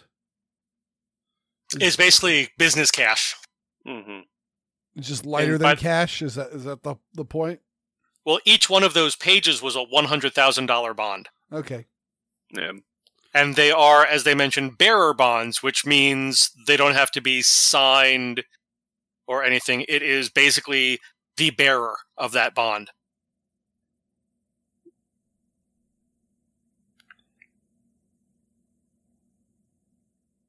Ironically, Bruce Willis, sneered at for being an all-American hero by Hans Gruber, is actually more German than most of the villains. Alan Rickman is English, Alexander Godunov Russian. Bruce Willis was born in West Germany to an American father and a German mother. I had forgotten about that. I did read that he was born in Germany. Yep. I knew he was born in Germany. I thought both of his parents were American.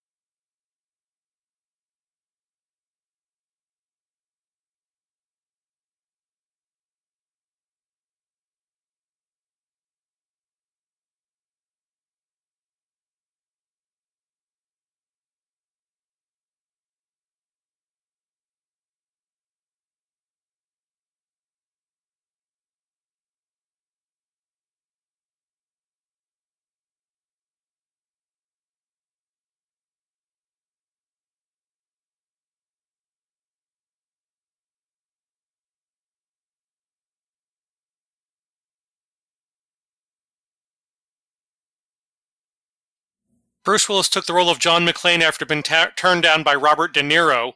Willis had just been turned down to play the Charles Grodin role opposite De Niro in Midnight Run, and both films opened the same weekend.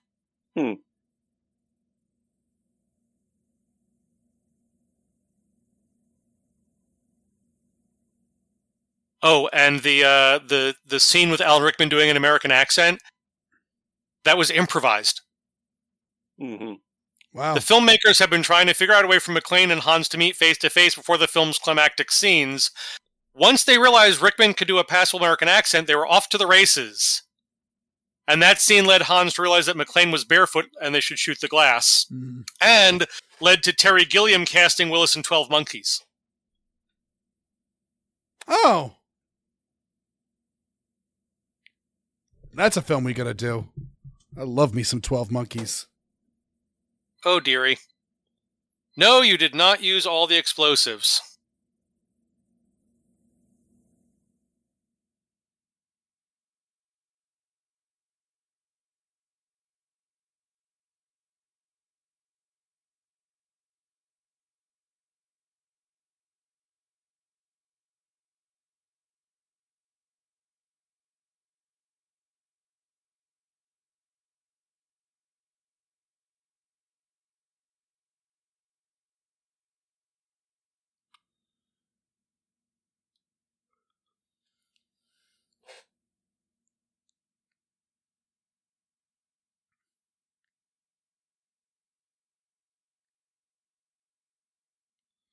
Yeah, that's why you don't press the barrel against someone's face. And that is definitely Jailhouse Rules punching. Mm-hmm. I mean, he's not doing these big wide blows. He was doing close body shots. Whereas Carl is flailing about.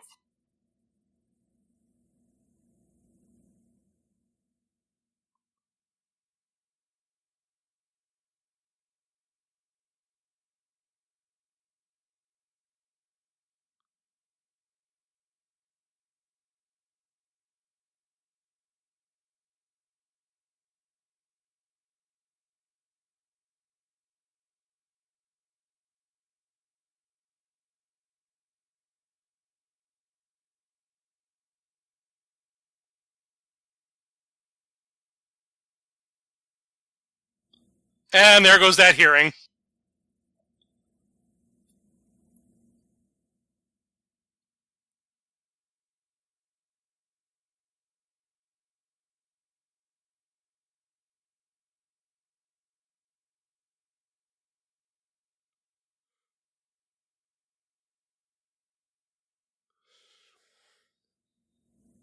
Eye on the prize, John. Eye on the prize.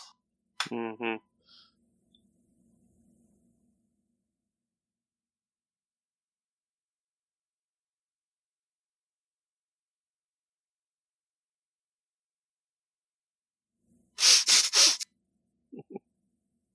Oh, and the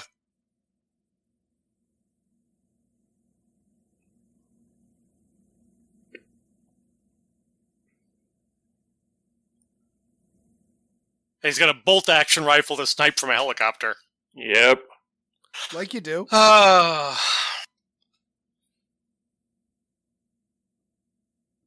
Hey, man, I saw Sniper with Billy Zane. Yeah, he did not use a bolt action. Oh, was that an M14? No, he had an HK.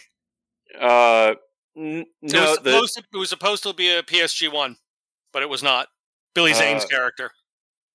No, there's that scene where he is... People think that he took the shot with his bolt action, but it was actually the guy with the 50 cal. 30. Or 30 cal. It was an M60. Yeah.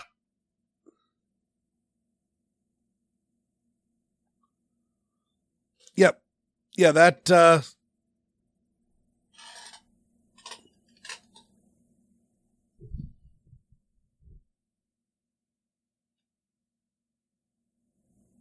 John is just having a bad day.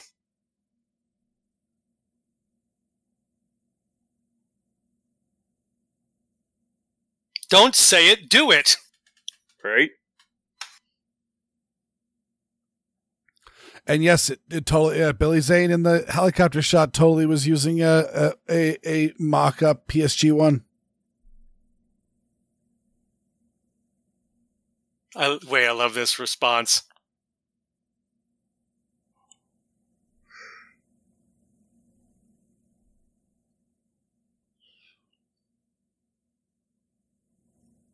See, flamboyant.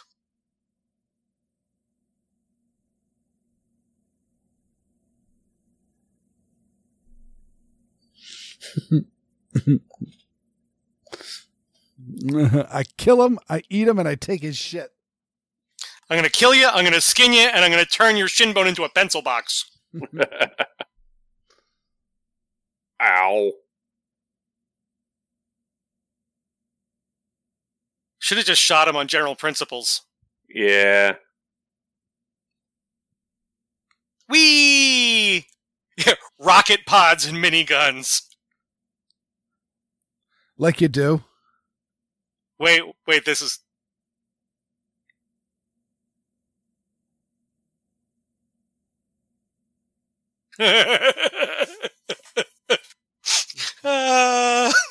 Classic. Whee! Coming up on your left. Nakatomi Plaza.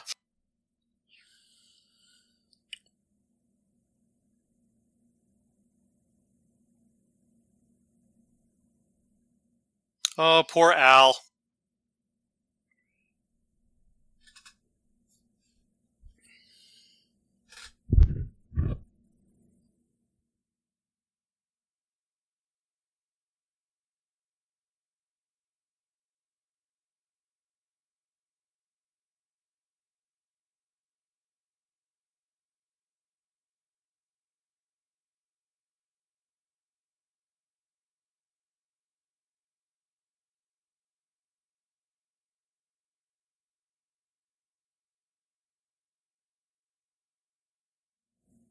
There's an M60.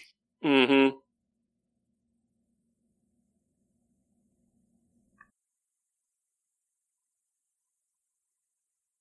least he didn't land on one of those bolt heads.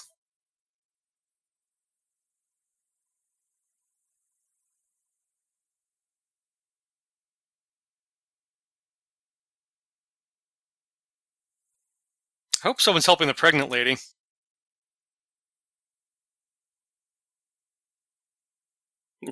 Another brilliant idea.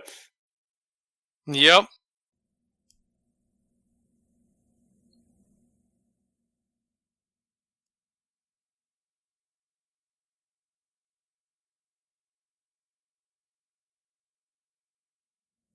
The chickens are out of the hen house.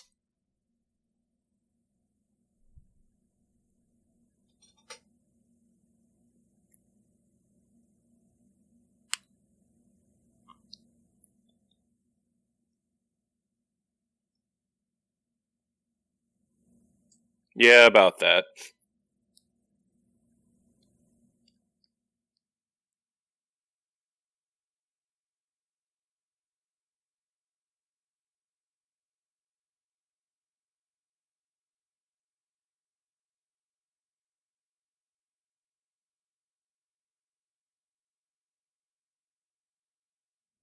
Ow. Ow. Ow. Ow. Very ow. What if that that just gotta hurt so badly. I wonder if that image of the roof blowing off the building, I wonder if that was practical. It was. Yep. That had to have been very interesting to be in LA that day.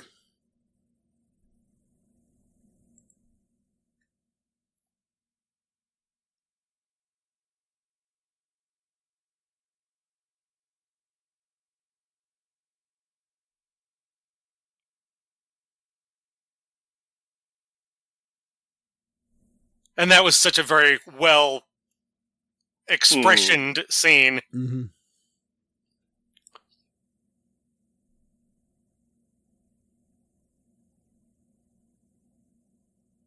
See, he doesn't need a bathroom. He's got a fountain. Exactly. Due to the tourist interest in the Fox Plaza building in Los Angeles, people are now forbidden from taking photos directly outside the building.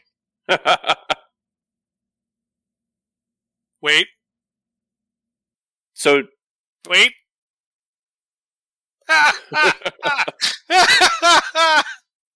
So, does that count for washing out his wounds? I mean, there should be enough chlorine in the water. Just why does the elevator explode then? Screw it. Don't know. Don't care.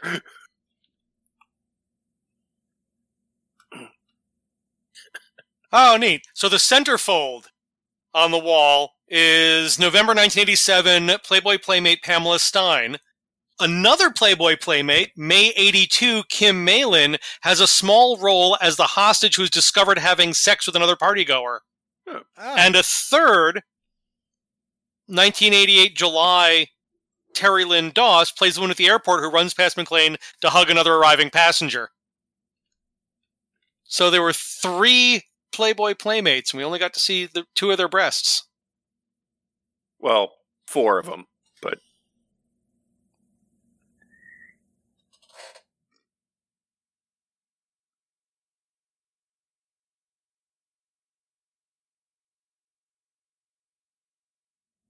Ho, ho, ho!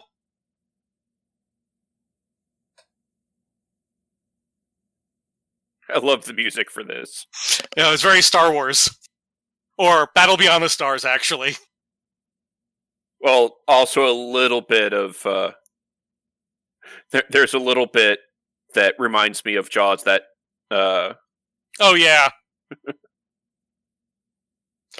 Pop goes the weasel! Poor Theo. Yeah, no, fuck him. Yeah.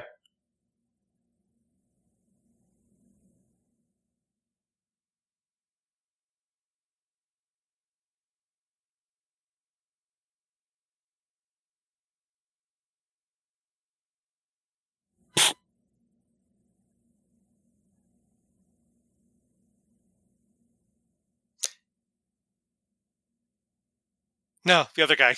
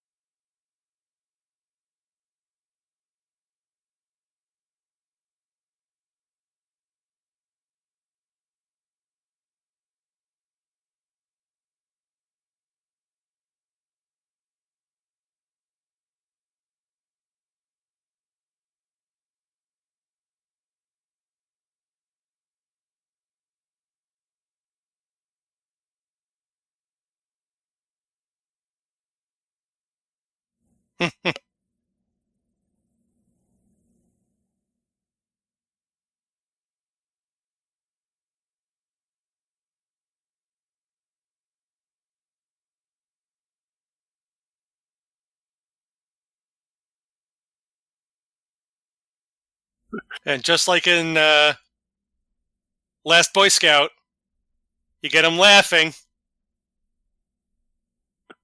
She's going, wait, what? Why are we laughing?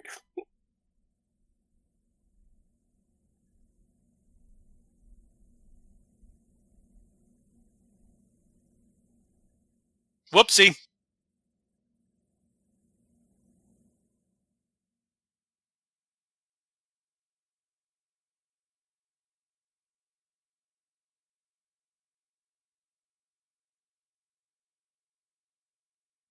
And by the way, Alan Rickman, afraid of heights. Mm.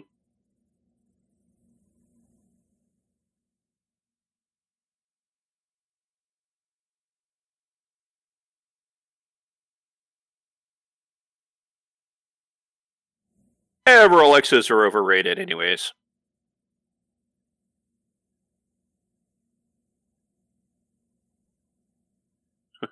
Wee! 3, 2, 1. Merry Christmas, everyone! You're getting blood in her hair, John.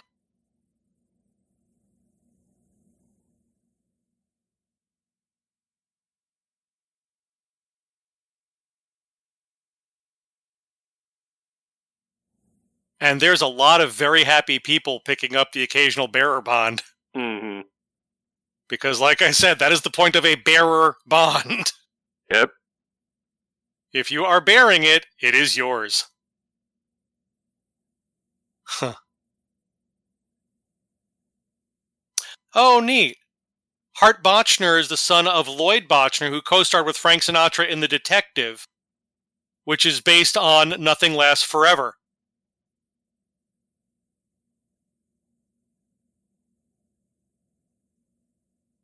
Oh no, The Detective was based on the novel by Roderick Thorpe.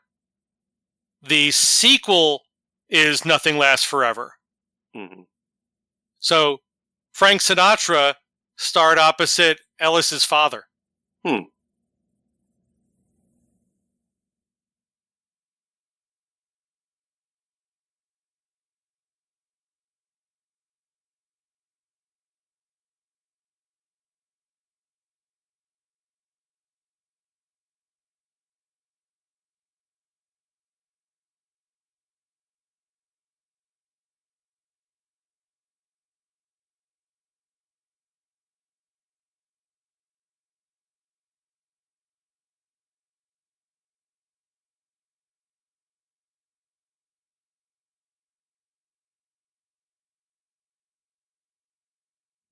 Ow, ow, ow. Yeah. That's really why he's crying. It's not the emotions. It's all the pain.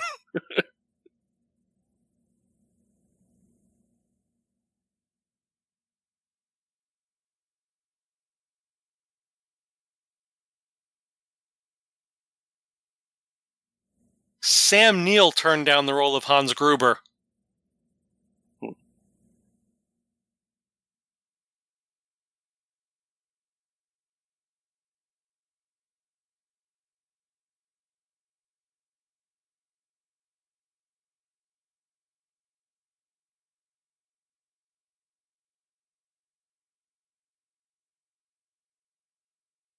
Smith. What model?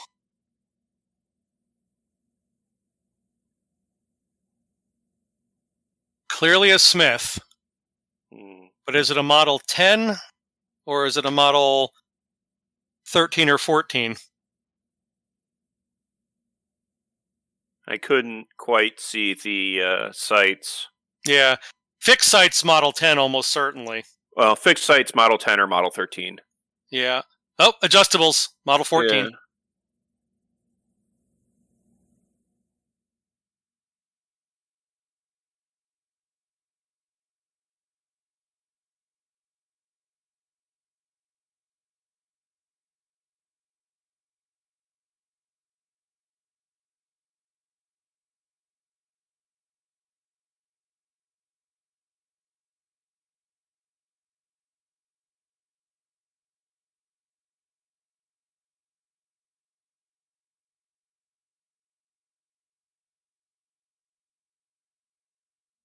Please don't pat me on the back. Yeah.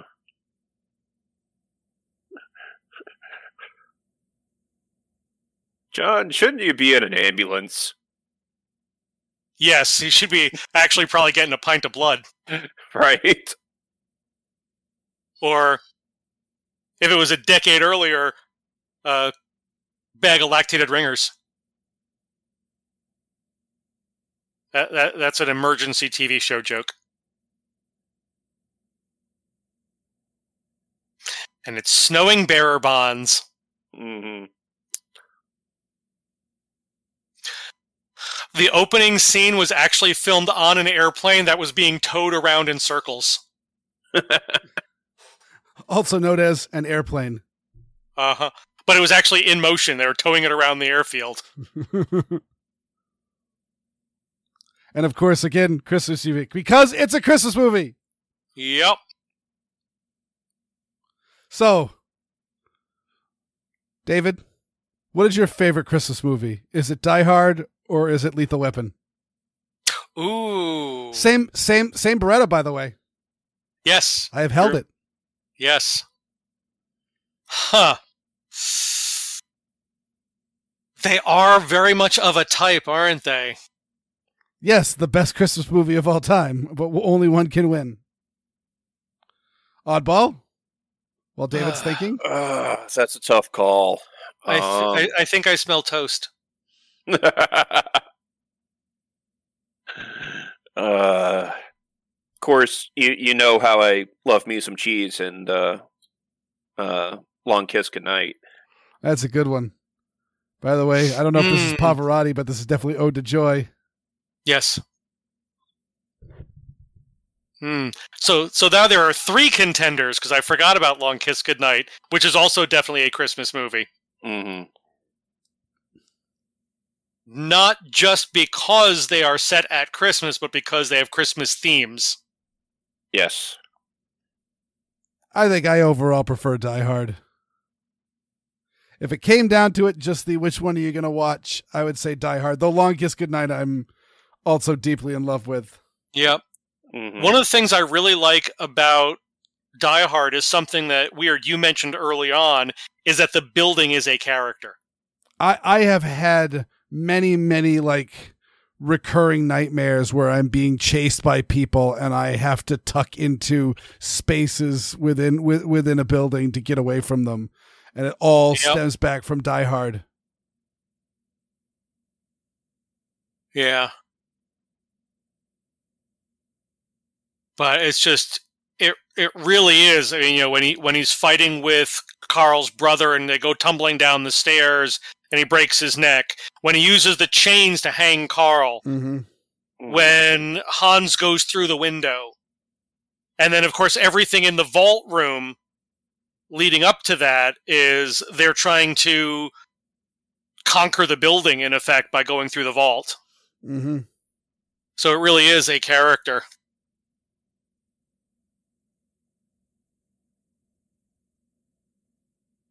Well, that was a very Merry Christmas episode of the ACP Film Track. And, of course, I would like to thank all our supporters on Patreon for purchasing this fine ACP Film Track. Thank you for your support of the show. And Christmas 2022, all of our supporters. Yes. And I would like to thank David for joining us. And not only joining us, but whose idea was this? This was David's idea. And I am not sorry at all. And I would like to thank Oddball for this not being your idea. You son of a bitch. Oh, fun trivia.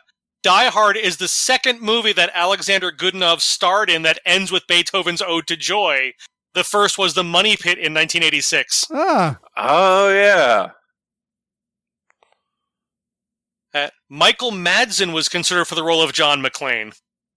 I can see that. It would again have made it a different movie because he doesn't have quite the wisecracking. He has more of the threatening. He's much more deadpan, much more cold and calculating. Yep. And Kirstie Alley was considered for the role of Holly Gennaro, but the producer of Cheers, James Burrows, wouldn't let her take the role. Huh. But the following year, Kirstie Alley and Bruce Willis starred in Look Who's Talking. Yeah. Though Bruce Willis in voice only. Yes. Huh. The guy who plays the worker in the manhole who radios in to shut down the power was played by the same actor who had the car land in his pool and was shot by Milo in The Last Boy Scout. He also had bit parts in Loaded Weapon and Moonlighting. Huh. And he also appears in a helicopter scene in The Hunt for Red October, which was also a John McTiernan movie. So it's one of those, we like our people. Oh, yeah, he was very much oh, hey, it's that guy actors. Yep. Just like Oh, crying out loud. I was just talking about Layer Cake earlier, which was not one of his, but was supposed to be. Michael Gambon. Snatch. No, the director. Guy Ritchie? Yes. Yeah. Layer Cake wasn't one of his, but it was supposed to be one of his. Yes. Yeah, it was the same production house. Yep, but he was not available to actually direct. Okay, I actually didn't hear that part. I knew that it was one of the trivia bits. They threw Guy Ritchie's name around a lot. Yeah. But I was trying to find the trivia bit about the roof explosions. The roof explosion was entirely improvised. No one knew that there was explosives planted on the roof. Especially the helicopter crew. 17 extras were killed.